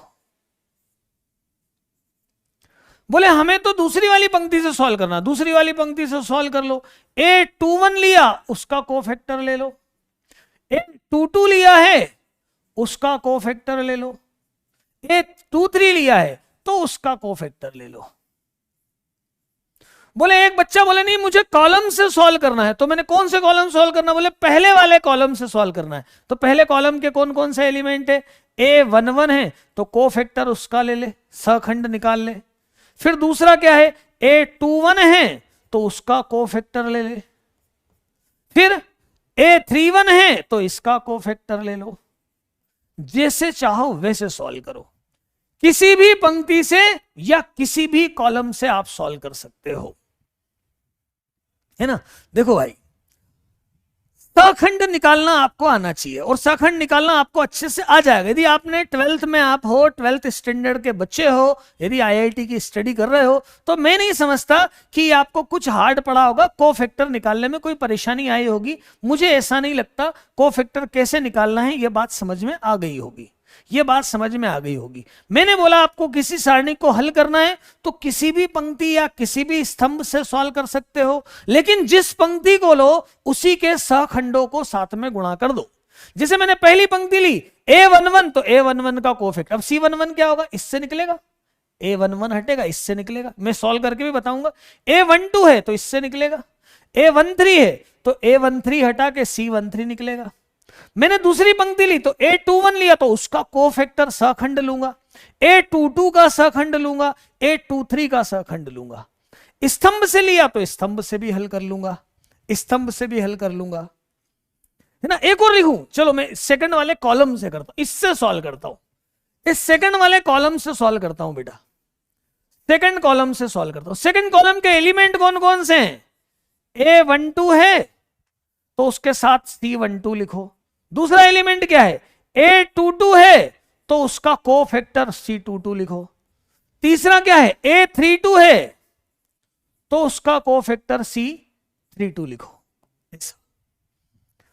अब समझ में आ जाना चाहिए। अभी एग्जांपल भी बता रहा हूं, पर अब समझ में आ जाना चाहिए, अब समझ में आ जाना चाहिए। एग्जाम्पल देखें, नहीं क्लियर हुआ होगा तो इस एग्जाम्पल से और क्लियर हो जाएगा, नहीं क्लियर होगा तो इस एग्जाम्पल से और क्लियर हो जाएगा। ये एक छोटा सा एग्जाम्पल, बोले द्वितीय पंक्ति के सखंड बताओ, द्वितीय पंक्ति के सखंड बताओ, मतलब मुझे इस पंक्ति के सखंड निकालने हैं। किस पंक्ति के? इस पंक्ति के सखंड निकालने हैं, द्वितीय पंक्ति के, इसके सखंड निकालने हैं, ठीक है ना। एक किसके? -4, 3 और 2 के, है ना। इस पंक्ति के एलिमेंट कौन, इसको क्या बोलूंगा, इस एलिमेंट को, इसका सखंड निकालना है ना। थोड़ा सा मैं इसको बीच में थोड़ा क्रॉस जैसा कर देता हूं, ठीक है। सखंड निकालना है, देखो यहां पे तीनों जो होंगे वो कौन कौन से होंगे, C21 निकालना है, C22 निकालना है और C23 निकालना है। देखो जरा, इस पंक्ति के सखंड निकालना है। अब यार यहां से क्लियर कर लो, मतलब इतना अच्छे से सखंड और उपसारणिक बताने के बाद भी कुछ बच्चों की आदत ही है कि ये लिखना कि समझ में नहीं आया, उनके लिए फिर से देख लो एक बार, फिर से देख लो एक बार, उनके लिए एक बार फिर से देख लो। मुझे द्वितीय पंक्ति के सखंड निकालना है, मतलब C12, C22 और C23 निकालना है। तो द्वितीय पंक्ति के सखंड निकालना है तो पहले देखो क्या लिखूंगा। सबसे पहले आपको तो वैसे ही मालूम हो जाना चाहिए कि ये माइनस, ये प्लस और ये माइनस होगा। आपको पता था ना, plus minus plus minus plus minus, लेकिन रूल के हिसाब से आप ऐसा लिख लो, -1 की पावर 2 + 1, -1 की पावर 2 + 2 और -1 की पावर 2 + 3, ऐसा ले लो, ऐसा ले लो। बिल्कुल आसान बात है। अब जब मैंने 2 1 लिया तो सेकंड वाले रो को और फर्स्ट वाले कॉलम को छोड़ूंगा। भाई 2 1 लिया ना तो 2 और 1, सेकंड रो फर्स्ट कॉलम, 6 3 -7 3, क्या आएगा 6 3 -7 3। बोलो ये नेगेटिव होगा कि पॉजिटिव होगा? तो ये नेगेटिव होगा तो लगाया माइनस, फिर इधर मल्टीप्लाई किया 6 × 3 -7 × 3, ये कितना हुआ माइनस, ये आया 18 और ये आया 21, तो कितना आ गया माइनस का 39।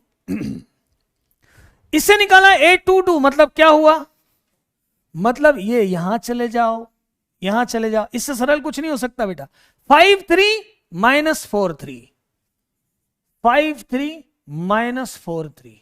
अब ये क्या हो जाएगा, पहले तो प्लस हो जाएगा, ये हो जाएगा प्लस, और ये कैसा आएगा 5 × 3 -4 × 3, देखो क्या आ जाएगा -4 × 3, मतलब देखो 15 और +12 मतलब 27।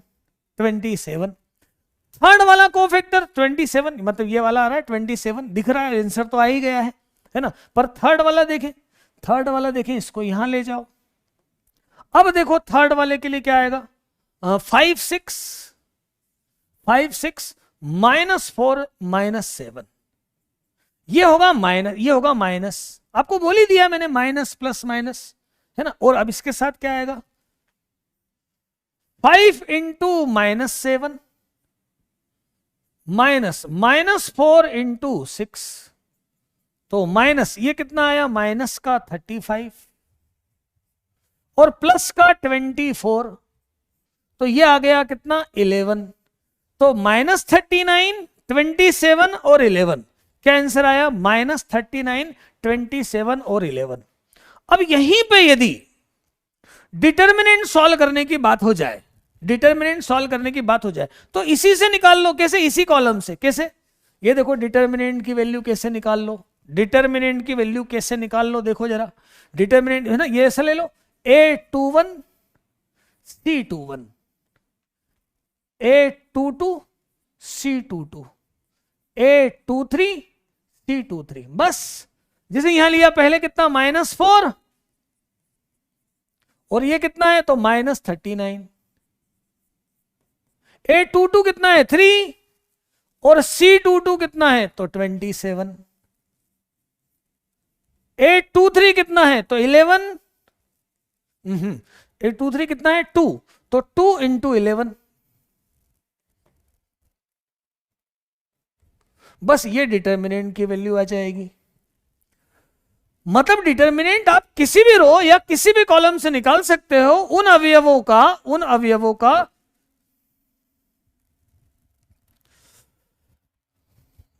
पूरी कथा पूरी कंप्लीट हो गई।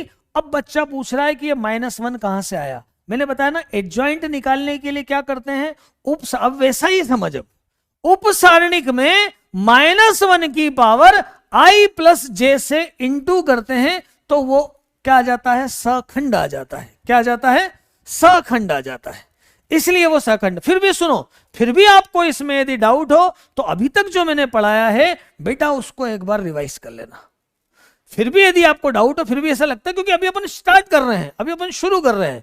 यदि अभी तो बिल्कुल आसान बात बता रहा हूं, यदि इसमें भी प्रॉब्लम है ना, तो अभी से प्रॉब्लम समेट लो, मतलब फिर से वापस से एक बार पढ़ लो। नहीं तो आगे है ना बिल्कुल हार्ड जब चालू होगा ना, फिर कैसे जेईई एडवांस की बात कैसे करोगे, मेंस की बात कैसे करोगे? ये तो बिल्कुल सिंपल सी बात थी, बिल्कुल सरल सी चीजें थी, सरल बात थी। पर फिर भी अभी भी यदि ऐसा लगता है, कोई बच्चे बोलते हैं कि सर ये समझ में नहीं आया, तो ऐसा बोलने से कुछ भी नहीं होगा। एक बार फिर से रिपीट करो, इतना डिटेल नहीं बताया जाएगा, पूरी तरह से मैंने आपको बता दिया है। विकर्ण से नहीं निकालेंगे, या तो पंक्ति से निकालेंगे या स्तंभ से निकालेंगे। बेटा विकर्ण से डिटर्मिनेंट सॉल्व नहीं होगा, ऐसा मत लेना बोले हम इन तीनों को ले लें क्या, नहीं। किसको लेना है? या तो पंक्ति को लेना है या स्तंभों को लेना है, या तो पंक्ति को लेना है या स्तंभों को लेना है। ध्यान रखना है इस बात का। हाँ, विषम में माइनस, जोड़ विषम है तो माइनस और जोड़ सम है तो प्लस। जैसे 2 1, ये 2 और 1 3 विषम है तो माइनस, 2 2 सम है तो प्लस। ऐसा ही आ रहा बराबर। क्लियर है यहां तक? बिल्कुल बात क्लियर है यहां तक? बात जल्दी से बोलो भाई, जल्दी से बोलो यार, यहां तक बात क्लियर है क्या? यहां तक बात क्लियर है क्या?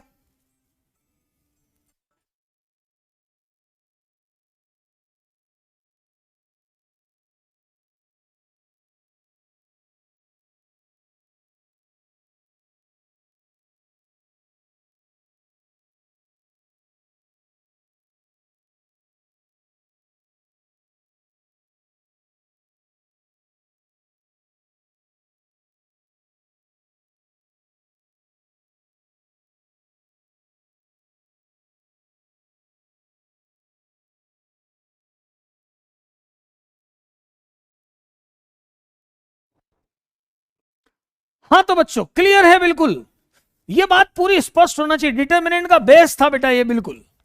क्वेश्चन में अब आ रहे हैं अपन, और ढेर सारे क्वेश्चन करेंगे, बोर्ड लेवल के भी सारे क्वेश्चन करेंगे, मेंस लेवल के भी, एडवांस लेवल के भी, सब क्वेश्चन करेंगे। पर पहले ये क्लियर हो जाना चाहिए यहां तक, डिटर्मिनेंट बिल्कुल मतलब स्पष्ट हो गया। सारणिक क्या, सारणिक होता क्या है, सारणिक एक हल होता है, सारणिक को हल करने का तरीका क्या क्या है। तो हमने देखा है कि सखंड निकालो, सखंड निकालो और सखंड को अवयवों के साथ गुणा कर दो पंक्ति या स्तंभ में, तो क्या आ जाता है?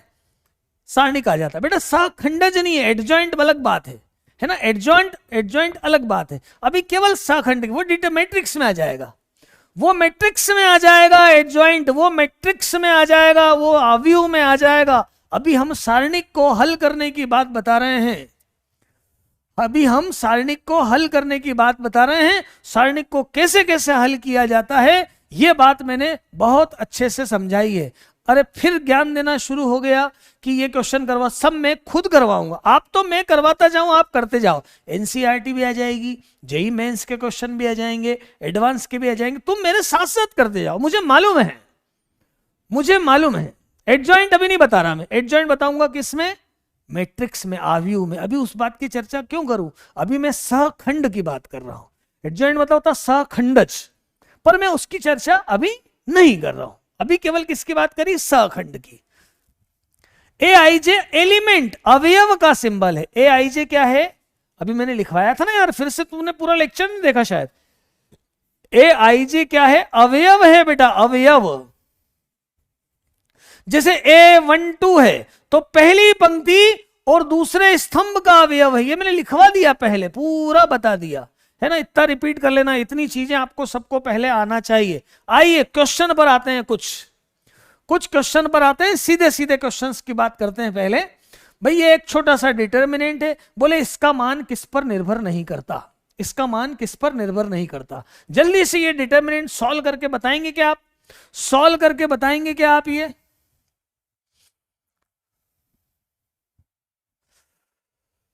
हाँ चलो जल्दी से सॉल्व करके बताओ, जरा देखें आपको।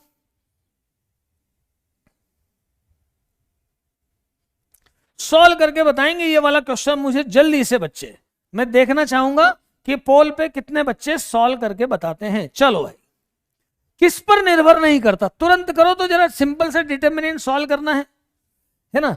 एक्स पर, थीटा पर, एक्स तथा थीटा पर, या इनमें से कोई नहीं, कौन सा आंसर है जरा करके बताओ जल्दी से। मैं देखना चाहूंगा कितने बच्चे डिटर्मिनेंट सॉल्व करना उनको आना शुरू हुआ है। कैसे डिटर्मिनेंट सॉल्व करते हैं? सबसे पहले तो यही आना चाहिए, सबसे पहले तो यही आना चाहिए। डिटर्मिनेंट कैसे सॉल्व करते हैं ये आना चाहिए। किस पर निर्भर नहीं करता, इस सारणिक का मान किस पर निर्भर नहीं करता, यहां से बात हो रही है, यहां से बात हो रही है ना। जरा जल्दी से बताएंगे, जल्दी से आंसर बताएंगे। मैं देखना चाहूंगा कितने बच्चे अटेंशन है और डिटर्मिनेंट किस किस को सॉल्व करते आया। यदि अभी तक सारणिक हल करते नहीं आ रहा है तो बेटा एक बार फिर से वापस से रिपीट कर लेना सारा लेक्चर, है ना। इसका आंसर है कि ये थीटा पर निर्भर नहीं करता। मैं देखता हूं कितने बच्चों ने सही जवाब दिया है। 80% बच्चों ने सही जवाब दिया। मतलब क्या बात है, मतलब क्या बात है, मतलब है ना, जो बीच बीच में जो कुछ एक नो लिख रहे हैं उनकी कोई बात नहीं, क्योंकि बच्चे तो बराबर कर रहे हैं। Rohit, Ravi, future IIT, Anju Chaudhary, Deepu Rastogi, fitness challenge, Atul Verma, Archana, fun comedy video जो बनाता है वो, टारगेट बोर्ड, क्या क्या नाम रखते हो यार, ज्योति कुमारी, सोनी, करण, शुभांशु। चलो भाई, बहुत सारे बच्चों ने सही जवाब दिया। 80% बच्चे बहुत होते हैं, मतलब बच्चों को डिटर्मिनेंट सॉल्व करना समझ में आ गया है, समझ में आ गया है। मैं सॉल्व कर देता हूं, सॉल्व करता हूं, पहले वाले से ही लेता हूं। लिया मैंने x, यहां क्या लिखूंगा -x1, अभी टेक्निक से नहीं, अभी सीधे सीधे कर रहा हूं। 1x ऐसा ले लूंगा, फिर लूंगा सेकंड वाला माइनस में माइनस साइन थीटा, तो साइन थीटा की रो और कॉलम हटा दूंगा, minus sine theta, minus sine theta 1 और कॉस थीटा और x, है ना। फिर थर्ड वाला लूंगा कॉस थीटा क्या आ जाएगा माइनस साइन थीटा और माइनस x और 1 नहीं कॉस थीटा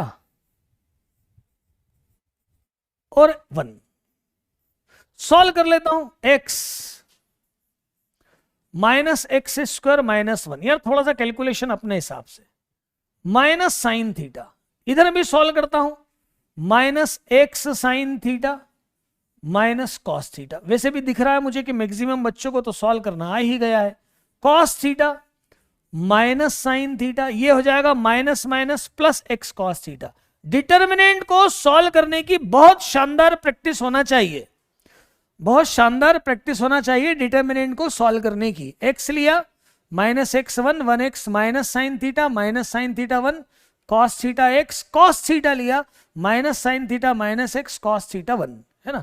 सॉल्व किया -x² -1 -x sine theta minus cos theta minus sine theta plus x cos theta. एक बच्चा बोल रहा गलत, क्या गलत है भाई? x³ माइनस x, है ना, plus x sine square theta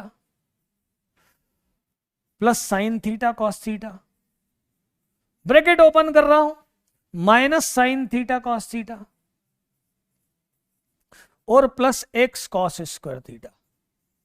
ये sine theta cos theta cancel हो गए, -x³ minus x plus x, इन दोनों में से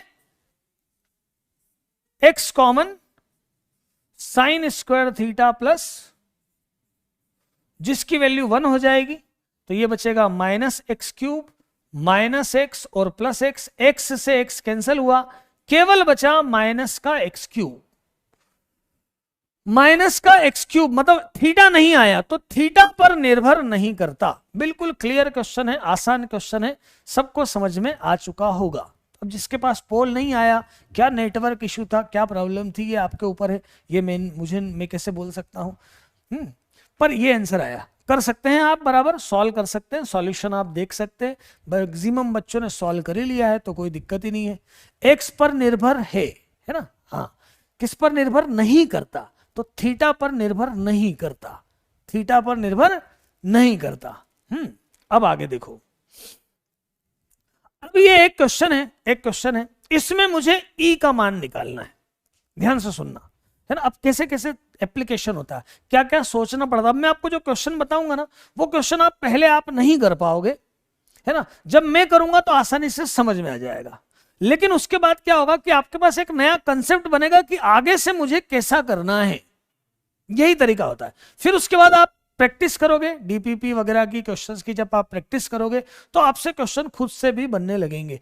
प्रैक्टिस जितनी ज्यादा करोगे उतना आपसे क्वेश्चन बनेंगे, ऐसा रूल है ना। तो अब इस बात का आपको ध्यान रखना है। अब जैसे यहां पर अब आपको बोला है कि इसमें ई की वैल्यू निकालो। अब ऐसे में आपने डिटर्मिनेंट सॉल्व करना चालू कर दिया तो बेटा बहुत लंबा हो जाएगा, सही है ना। डिटर्मिनेंट इतना लंबा होगा कि मतलब इसका कैलकुलेशन करते करते थक जाओगे, कैलकुलेशन करते करते ही हम थक जाएंगे, मतलब। और उसके बाद फिर कंपेयर करूंगा ए बी सी डी, जबकि मुझे केवल ई का मान निकालना है, जबकि मुझे केवल ई का मान निकालना है, ठीक है।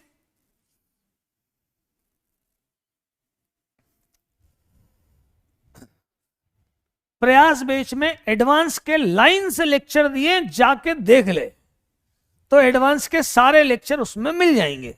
जो बच्चा बोल रहा है ना कि एडवांस का बेच क्यों नहीं लगाते, प्रयास बेच में जाओ, पिछले साल का है, उसमें जितने भी आपका एडवांस के क्वेश्चंस हैं आपको पूरे मिल जाएंगे, है ना। तो बराबर बताया जाता है, ऐसा कुछ भी नहीं है, ठीक बात है। यूट्यूब पे पोल का ऑप्शन है ना, उसमें आया होगा, वो पोल का ऑप्शन क्लिक करो। हाँ, पोल का ऑप्शन आया होगा, सीख लो यार किसी से। चलो देखो, वैसे भी एक पहला लेक्चर ही है यूट्यूब पे, इसके बाद तो आपका उसी पे आ जाएगा।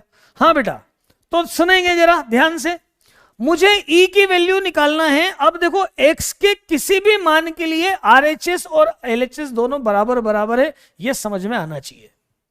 अब मुझे सिर्फ ई निकालना है, तो यदि मैं एक्स की जगह, अच्छा सुनो, एक और मैं आपको टेक्निक बता रहा हूं, अब जोरदार, एक जोरदार टेक्निक बता रहा हूं,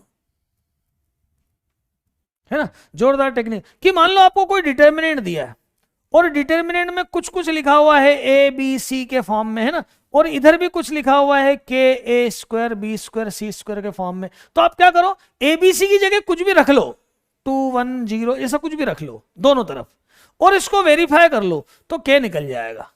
मतलब एक डिटर्मिनेंट को सिंपल सा सॉल्व करने का तरीका बता रहा हूं। कैसा भी डिटर्मिनेंट आए, मतलब उसमें आप वैल्यू पुट करके उसको थोड़ा आसान बना सकते हो, लेकिन हर जगह ये टेक्निक काम में नहीं आती, हर जगह ये टेक्निक काम। लेकिन यदि यहां पे यदि मैं x को 0 ले लूं, भाई x कुछ भी हो सकता है ना, तो 0 भी हो सकता है, भाई दोनों पक्ष बराबर हैं तो हर वैल्यू के बराबर है।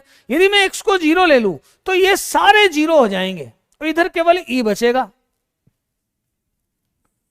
x बराबर 0 लेने पर, 0 लेने पर देखो आसान हो जाएगा क्वेश्चन, क्वेश्चन जो है बिल्कुल आसान हो जाएगा। e हो गया, और इधर भी x से 0 ले लो, इधर x से 0 लोगे तो ये हो जाएगा 0, ये हो जाएगा -1, ये हो जाएगा 3, ये हो जाएगा 1 -2 और -4, और ये हो जाएगा -3 4 और 0। बस इसको सॉल्व कर लो, ई की वैल्यू आ जाएगी। देखो पहला वाला तो 0 ही है,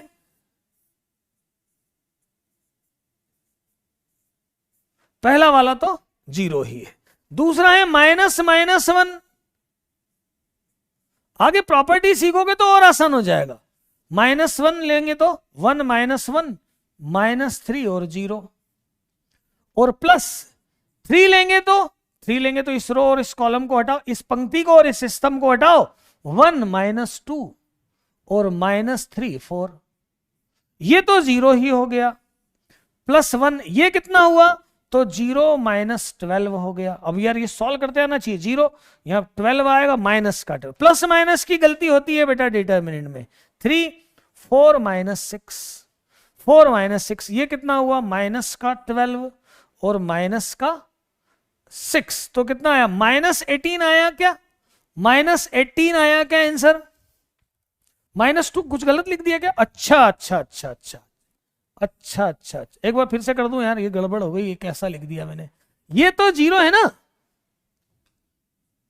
हाँ यार ये 0 बस ठीक है, ये 0 है भाई, ये 0 है, ये 0 है ना, ये 0 है, ये 0 -1 3 1 0 -4 -3 4 और 0। अब इसको सॉल्व कर लेता हूं एक बार फिर से, 0, अभी मैं आपको इस डिटर्मिनेंट को सीधे भी सॉल्व करना बताऊंगा, इसका आंसर 0 है, 0 और -4 4 और 0 है ना, -1 ये कितना आएगा, 1 -4 3 0 +3 3 और 1 0, ठीक है भाई, ये तो हो गया 0, ये हो गया 0 -12,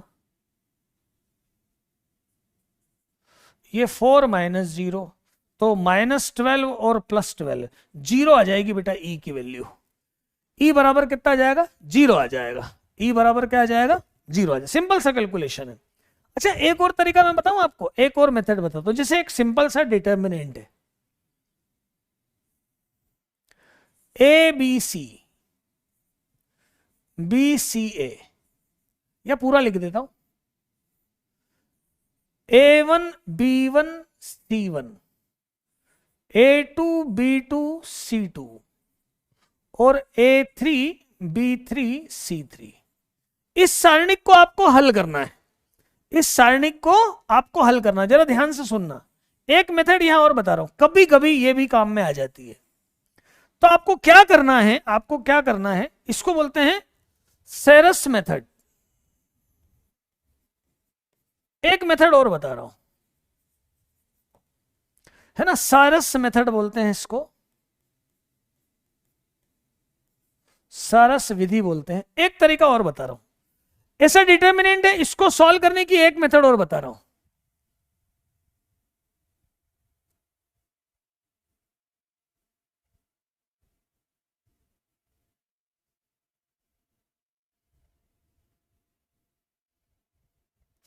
ठीक है,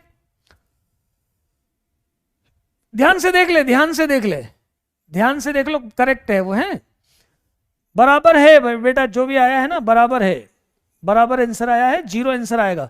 देखो एक मेथड और बता रहा हूं, क्या करो क्या करो, ये जो हमें चक्री क्रम है, मैंने बताया चक्री क्रम का हल होता है, ये क्या होता है, चक्री क्रम का हल होता है, इन दो को रिपीट मार दो, चक्री क्रम में इसको गोल कैसे घुमा के लिखूं, तो मैं क्या करता हूं, इसको खोल लेता हूं, मतलब आगे फिर से ऐसा लिख लेता हूं, A1 A2 A3 B1 B2 B3। अब इसको हल करने का एक तरीका और देखो बेटा, एक तरीका और देखो, क्या करो क्या करो कि पहले इधर वाले डायगोनल ले लो, एक डायगोनल, दूसरा डायगोनल, 3 3 वाले, ये तीनों डायगोनल ले लिए, क्या क्या है ये तीनों diagonal, A1 B2 C3 B1 C2 A3 C1 A2 B3। एक बार इसको लिख लो, 3 डायगोनल देखो, तीनों विकर्ण लिए है ना, A1 B2 C3 A1 B2 C3 B1 C2 A3 C1 A2 B3, फिर लिखो माइनस, और फिर अपोजिट वाले डायगोनल ले लो इधर से,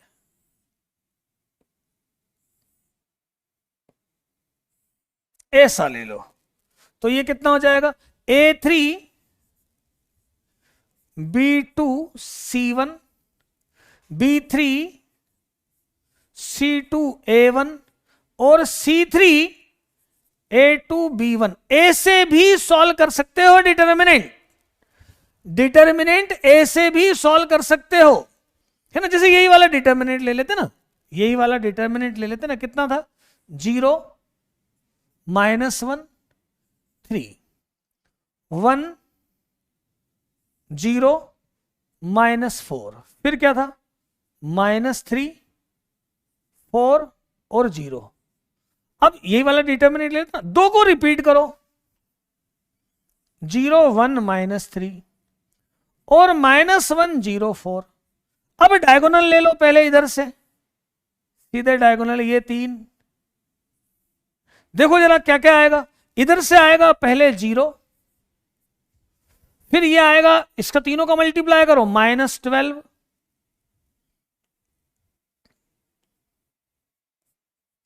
फिर ये कितना आएगा +12 माइनस। अब इधर वाले डायगोनल लो, देखो ये भी 0 हो जाएगा, ये भी 0 हो जाएगा, ये भी 0 हो जाएगा, तो कितना जाएगा 0 0 0 0 -12 + 12 भी कैंसिल, आंसर 0 हो जाएगा। सॉरस मेथड ये भी ध्यान से देख लो, ये भी ध्यान से देख लो। 2/2 का क्या बताऊं, 2/2 तो बहुत आसान है यार भाई, A1 B2 -A2 B1, A1 B2 -A2 B1।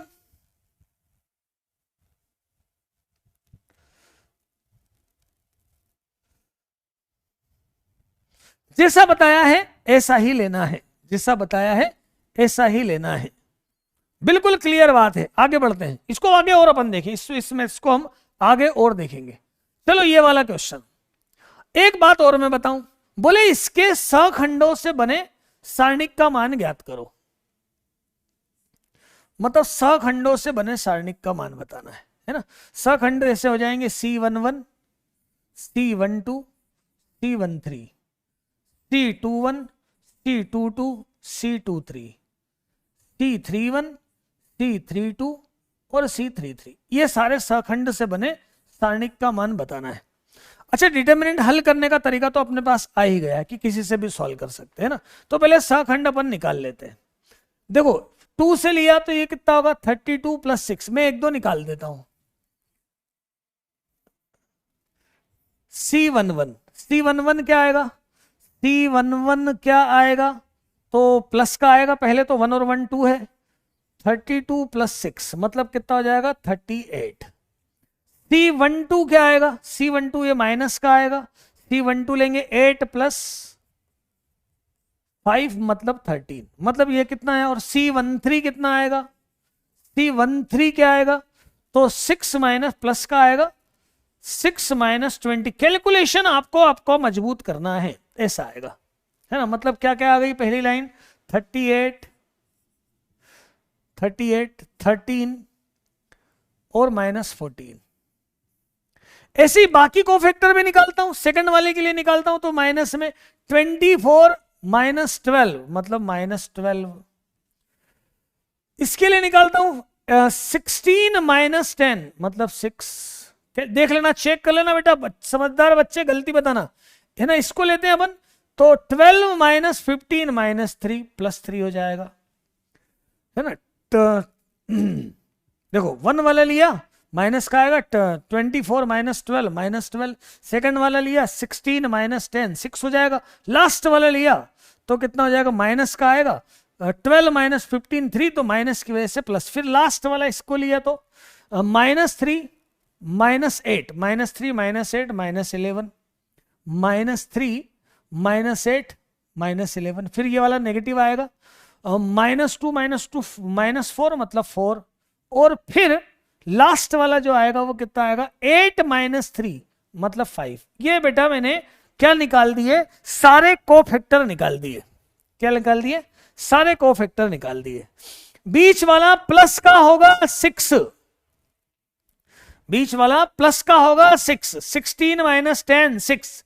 देखो ऐसे याद रखा करो, माइनस प्लस माइनस प्लस, क्या सॉरी यार उल्टा लिख दिया, कैसा याद रखा करो, plus minus plus minus plus minus plus minus plus, सारे कोफैक्टर निकाल दिए, सारे कोफैक्टर निकाल दिए। भाई सारे कोफैक्टर निकालें यार, अब सारे कोफैक्टर अब आप निकालना, ये प्रैक्टिस आपकी। C11 कैसे निकालना है, किसको कौन सा गलत लग रहा है बता दो, किसको कौन सा गलत लग रहा है बता दो। 13 बोले माइनस का होगा, 13 जो है वो माइनस का होगा, 13 जो है वो माइनस का होगा। और कोई हो तो बता दो, और कोई सा हो तो बता दो। हाँ बेटा ठीक है, सारे कोफैक्टर तुम भी निकालो, कोफैक्टर बताओ, तुम भी निकालो कोफैक्टर बताओ। जहां पे कुछ मिस्टेक हुई हो वो बोलो, मैं मना नहीं कर रहा हूं, मैं तो डायरेक्ट निकाले इसलिए हो, कहीं ऐसा कुछ हो तो वो बता दो, पर कोफैक्टर सारे ऐसे निकालो।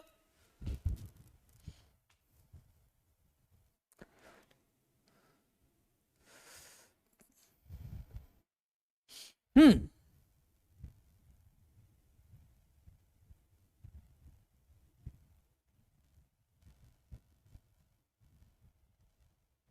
C23 12 minus 15 minus 3 plus 3, C23 plus 3 सब सही है, ठीक है। C12 माइनस का 13 सब सही है, सारे कोफैक्टर सही। अब मेरी बात सुनो, अब मेरी बात सुनो, हमें बोला है, ध्यान से सुनो, अब मेरी बात, वो तो हो गया पूरा क्लियर है, अब बिल्कुल क्लियर है। अरे पहला वाला प्लस का होगा यार, ऐसा मत करे, ढंग से सॉल्व करो, ठीक से सॉल्व करना, इसकी प्रैक्टिस कर लेना, ये प्लस माइनस की मिस्टेक नहीं होना चाहिए। मैंने यहाँ पे माइनस नहीं लिखा था, माइनस लिखा बाद में, ऐसी गलती नहीं होना चाहिए, यही प्रैक्टिस सबसे है गलत, सारे गलत। वेरी गुड गुड, तू ही गलत, मतलब क्या बोलूँ मैं अब।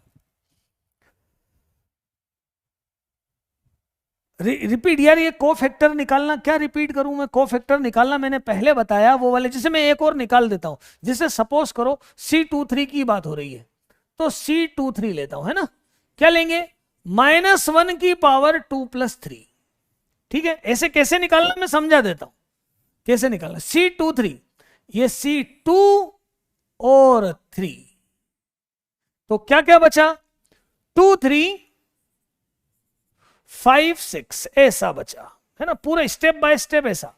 ये होगा माइनस, इसको मल्टीप्लाई करेंगे 2 × 6 -5 × 3, पर कैलकुलेशन आपका मजबूत आपको करना ही पड़ेगा।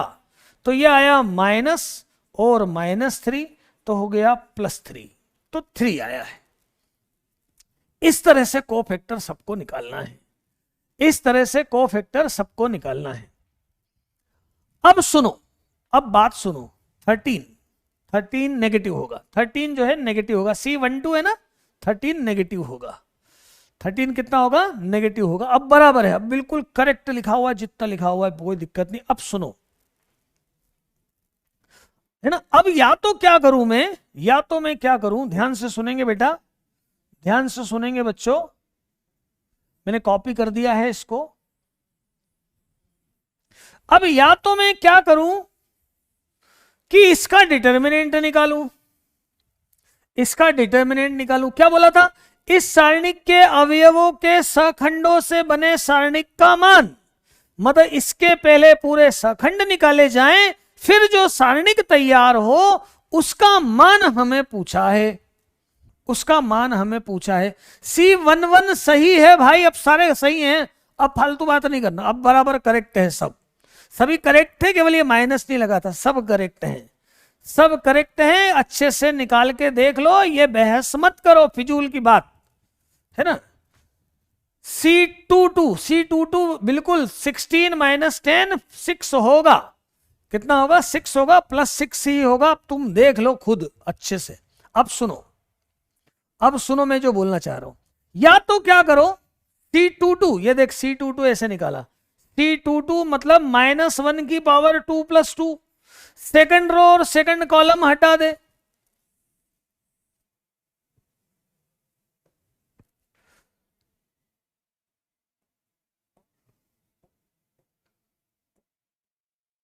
सेकंड रो और सेकंड कॉलम हटा दे, देख क्या क्या बनेगा, 2258।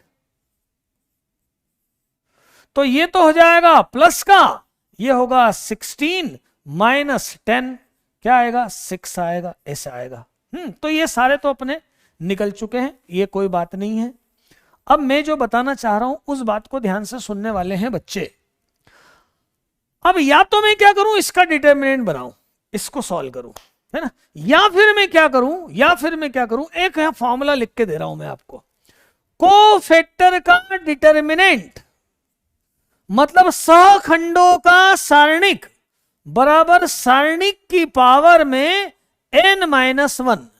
n क्या है तो कोटि है, n क्या है तो कोटि है, n क्या है तो ऑर्डर है, n क्या है, n ऑर्डर है, n क्या है ऑर्डर है। अब जैसे मान लो 3/3 का सारणिक है, 3/3 का सारणिक है, मतलब n 3 है, तो सहखंडों का सारणिक बराबर सारणिक का स्क्वायर। बस ये याद रख लो तो आपके लिए थोड़ी हेल्प हो जाएगी, ये आपको मैट्रिक्स में भी आगे काम आएगा। मुझे सहखंडों का सारणिक निकालना था तो मैंने केवल सारणिक निकाल दिया। देखो मैं सारणिक निकालता हूं, सारणिक कौन सी पंक्ति से लूं, तो मैं सबसे नीचे वाली पंक्ति से लेता हूं।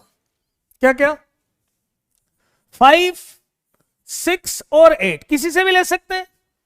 देखो सारणिक हल करना बता रहा हूं, 5, 6, 8 लिया तो इसके कोफैक्टर देखो क्या क्या है, -11, 4 और 5। सॉल्व करो, -55, 24 और 40 कितना हुआ देखो जरा, कितना हुआ ये 60, मतलब 9 आ गया। कितना आ गया 9 आ चुका है, देखो ना, -55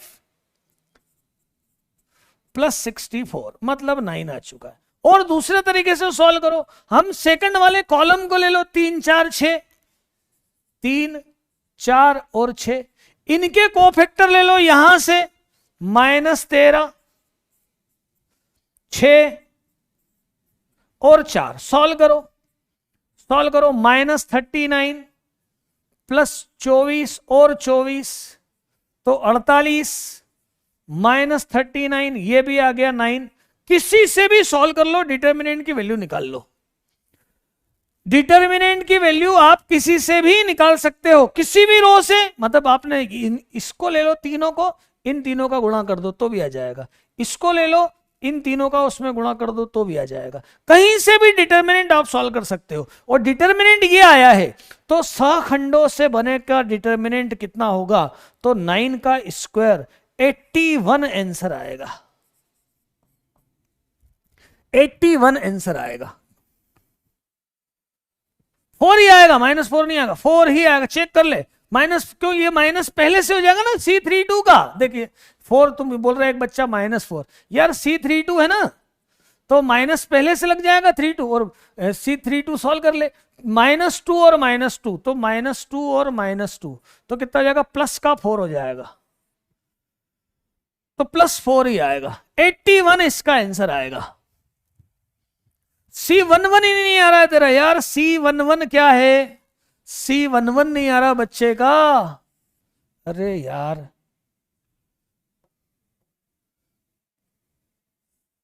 ये देख, ये 11 देख, ये C11, ये C11 -1 की पावर 1 + 1, देख क्या ले ले 4 -1 6 और 8, देख आ जा, ये तो प्लस 4 × 8 -6 × -1, ये कितना हुआ 32 धन 6 38, 38 आया ना, 38 आया ना, ठीक बात है।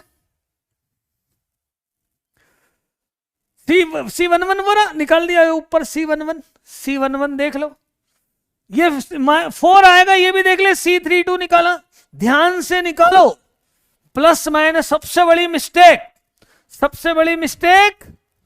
प्लस माइनस की मिस्टेक, इसके अंदर सबसे ज्यादा मिस्टेक कैसे होती है, प्लस माइनस की मिस्टेक। सारे करेक्ट हैं, बिल्कुल परफेक्ट है। आपको कोफैक्टर निकालने की अच्छे से प्रैक्टिस होना चाहिए। ले आखिरी में लिख दिया। एक बच्चे ने सर समझ नहीं आया, तो तूने फिर पूरा फिर से बेटा एक बार फिर से शुरू कर ले, एक बार अच्छे से शुरू कर ले, 100% समझ में आएगा। क्योंकि समझ में हाँ, या तो आप 6-7 के बच्चे हो तो बात अलग है, लेकिन यदि आप 12th के बच्चे हो, आपने अभी तक मैथ्स पढ़ा है, तो बिल्कुल समझ में आएगा, बिल्कुल समझ में आएगा।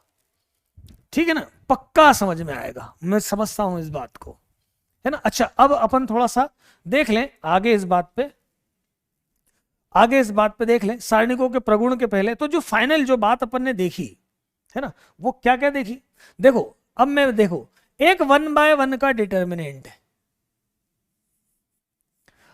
तो इसकी वैल्यू होगी सिर्फ a, है ना, a11 ही है। जैसे -3 का डिटर्मिनेंट है तो 3।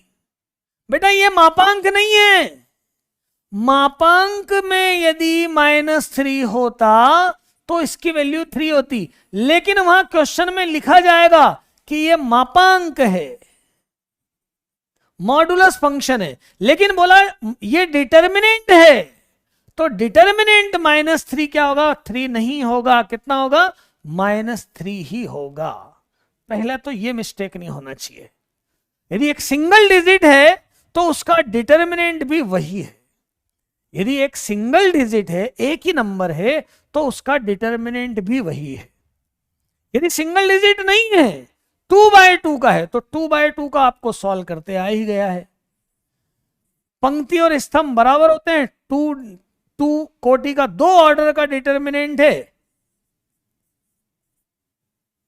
एक बार मैं रिवाइज कर रहा हूं, है ना, तो ये कितना आ जाएगा,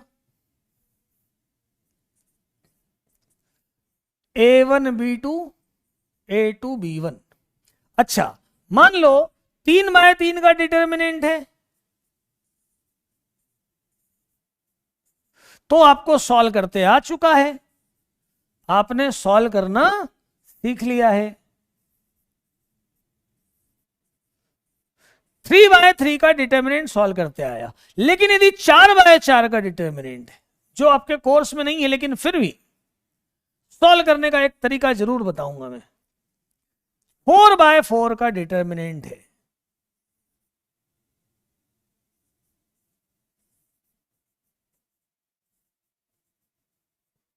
ऐसा है, तो इसको कैसे सॉल्व करेंगे, तो इसको वैसे ही लेंगे, प्लस माइनस प्लस माइनस, है ना। और किस तरह से सॉल्व किया जाएगा, किस तरह, बाय चांस यदि आपको कैसा आता है 4/4 का, तो क्या करना है, यहां से एक इसको रो को ले लो, पहले एक रो चुन लो और एक कॉलम आ जाओ। अब ये जो बचा ये इसका उपसारणिक, तो कैसे सॉल्व करोगे इसको, पहले लिखोगे, कलर बदल दूं, बच्चा बोल रहा था कलर बदल दो सर, ये ले कलर बदल दिया। A11, इसके साथ में किस किस को लिखोगे, A22 A23 A24 A32, हट रहा हूं सामने से, A34 A42 43, ऐसा ही फिर आएगा माइनस में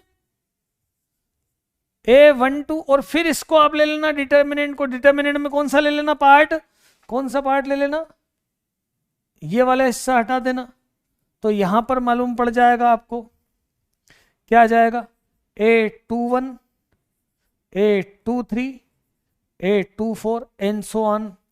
फिर प्लस ले लेना A13 और फिर माइनस ले लेना A14। इसकी जरूरत जहां तक है नहीं पड़ती है, लेकिन मैंने 4 वाला भी एक बार आपको लिखा दिया, 4 वाला भी आपको मैंने एक बार बता दिया।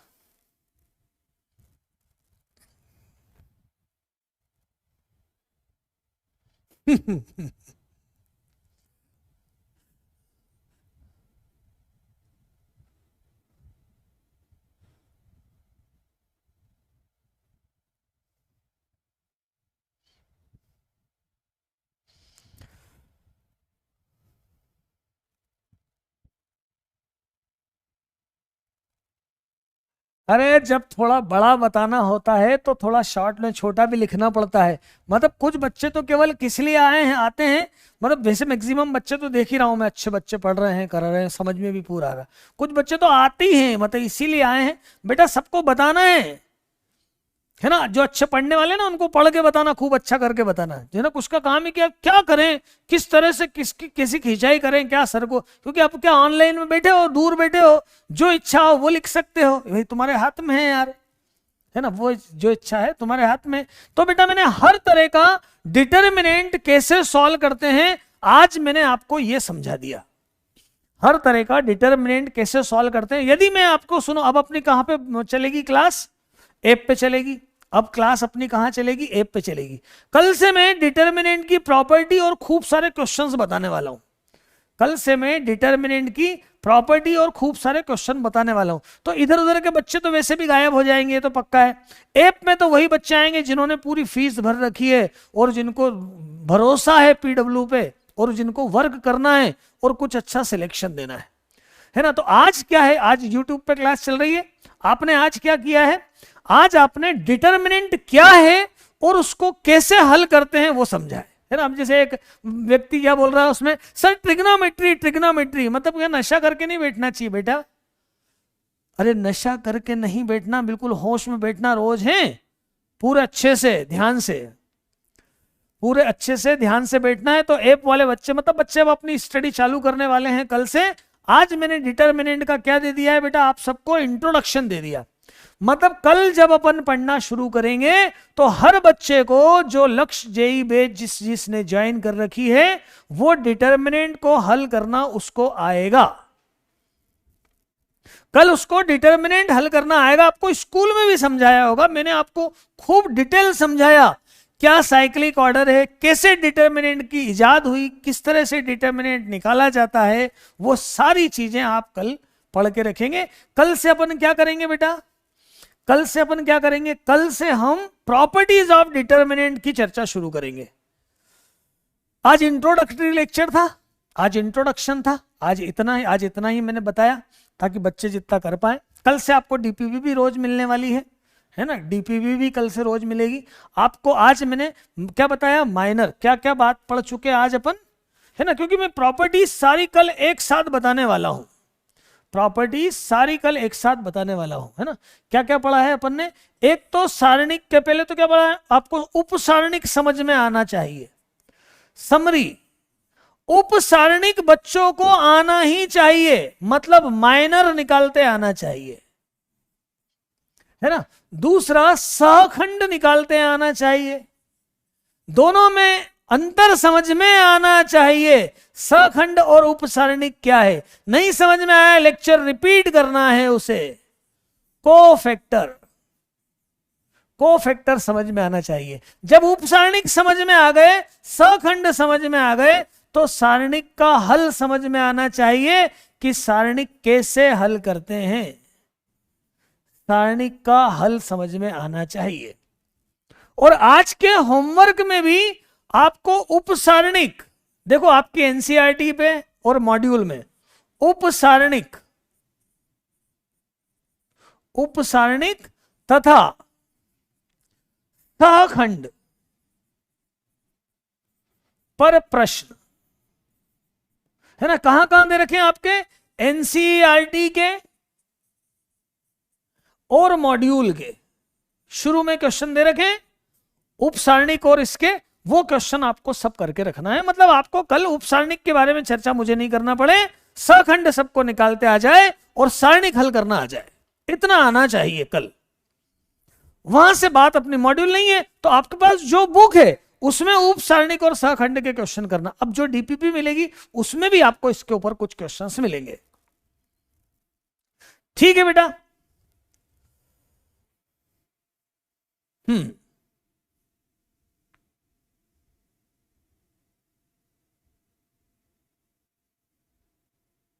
बोलो भाई, और आज समझ में आया या नहीं आया, समझ में आया या नहीं आया? जिनको समझ में आया है वो ए, और जिनको समझ में नहीं आया है वो बी लिखें तो जरा जल्दी से। समझ में आया है तो ए और समझ में नहीं आया है तो बी, जल्दी से। समझ में आया है तो ए, नहीं समझ में आया है तो बी। अभी आज की बात क्लियर हुई है तो ए लगाएंगे, क्लियर नहीं हुई है तो बी लगाएंगे।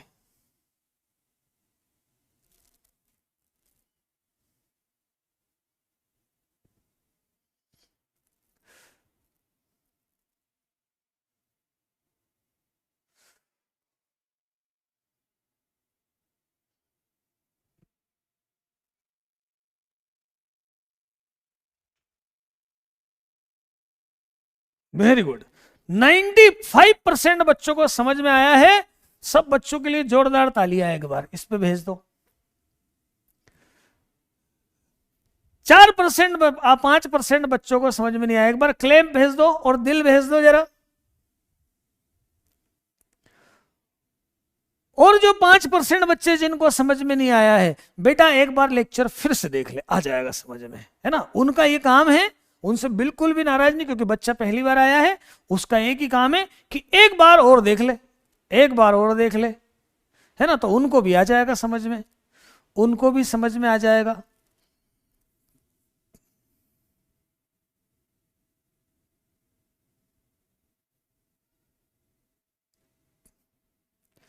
ठीक है ना, जिसको भी समझ में नहीं आया है ना, इतना ही कर सकते हैं। बाकी तो 95% बच्चों, मतलब बहुत ज्यादा बच्चों को समझ में आया है, मतलब बड़ी अच्छी बात है। कुछ बच्चे हो सकता है, मैं ऐसा नहीं बोल रहा हूं, हो सकता है डाउट हो, दिक्कत आती है ना। तो क्या करना है, रिपीट करना है। ठीक है बेटा, आज के लिए इतना ही, आज के लिए इतना ही। Love you all, thank you all, जय हिंद।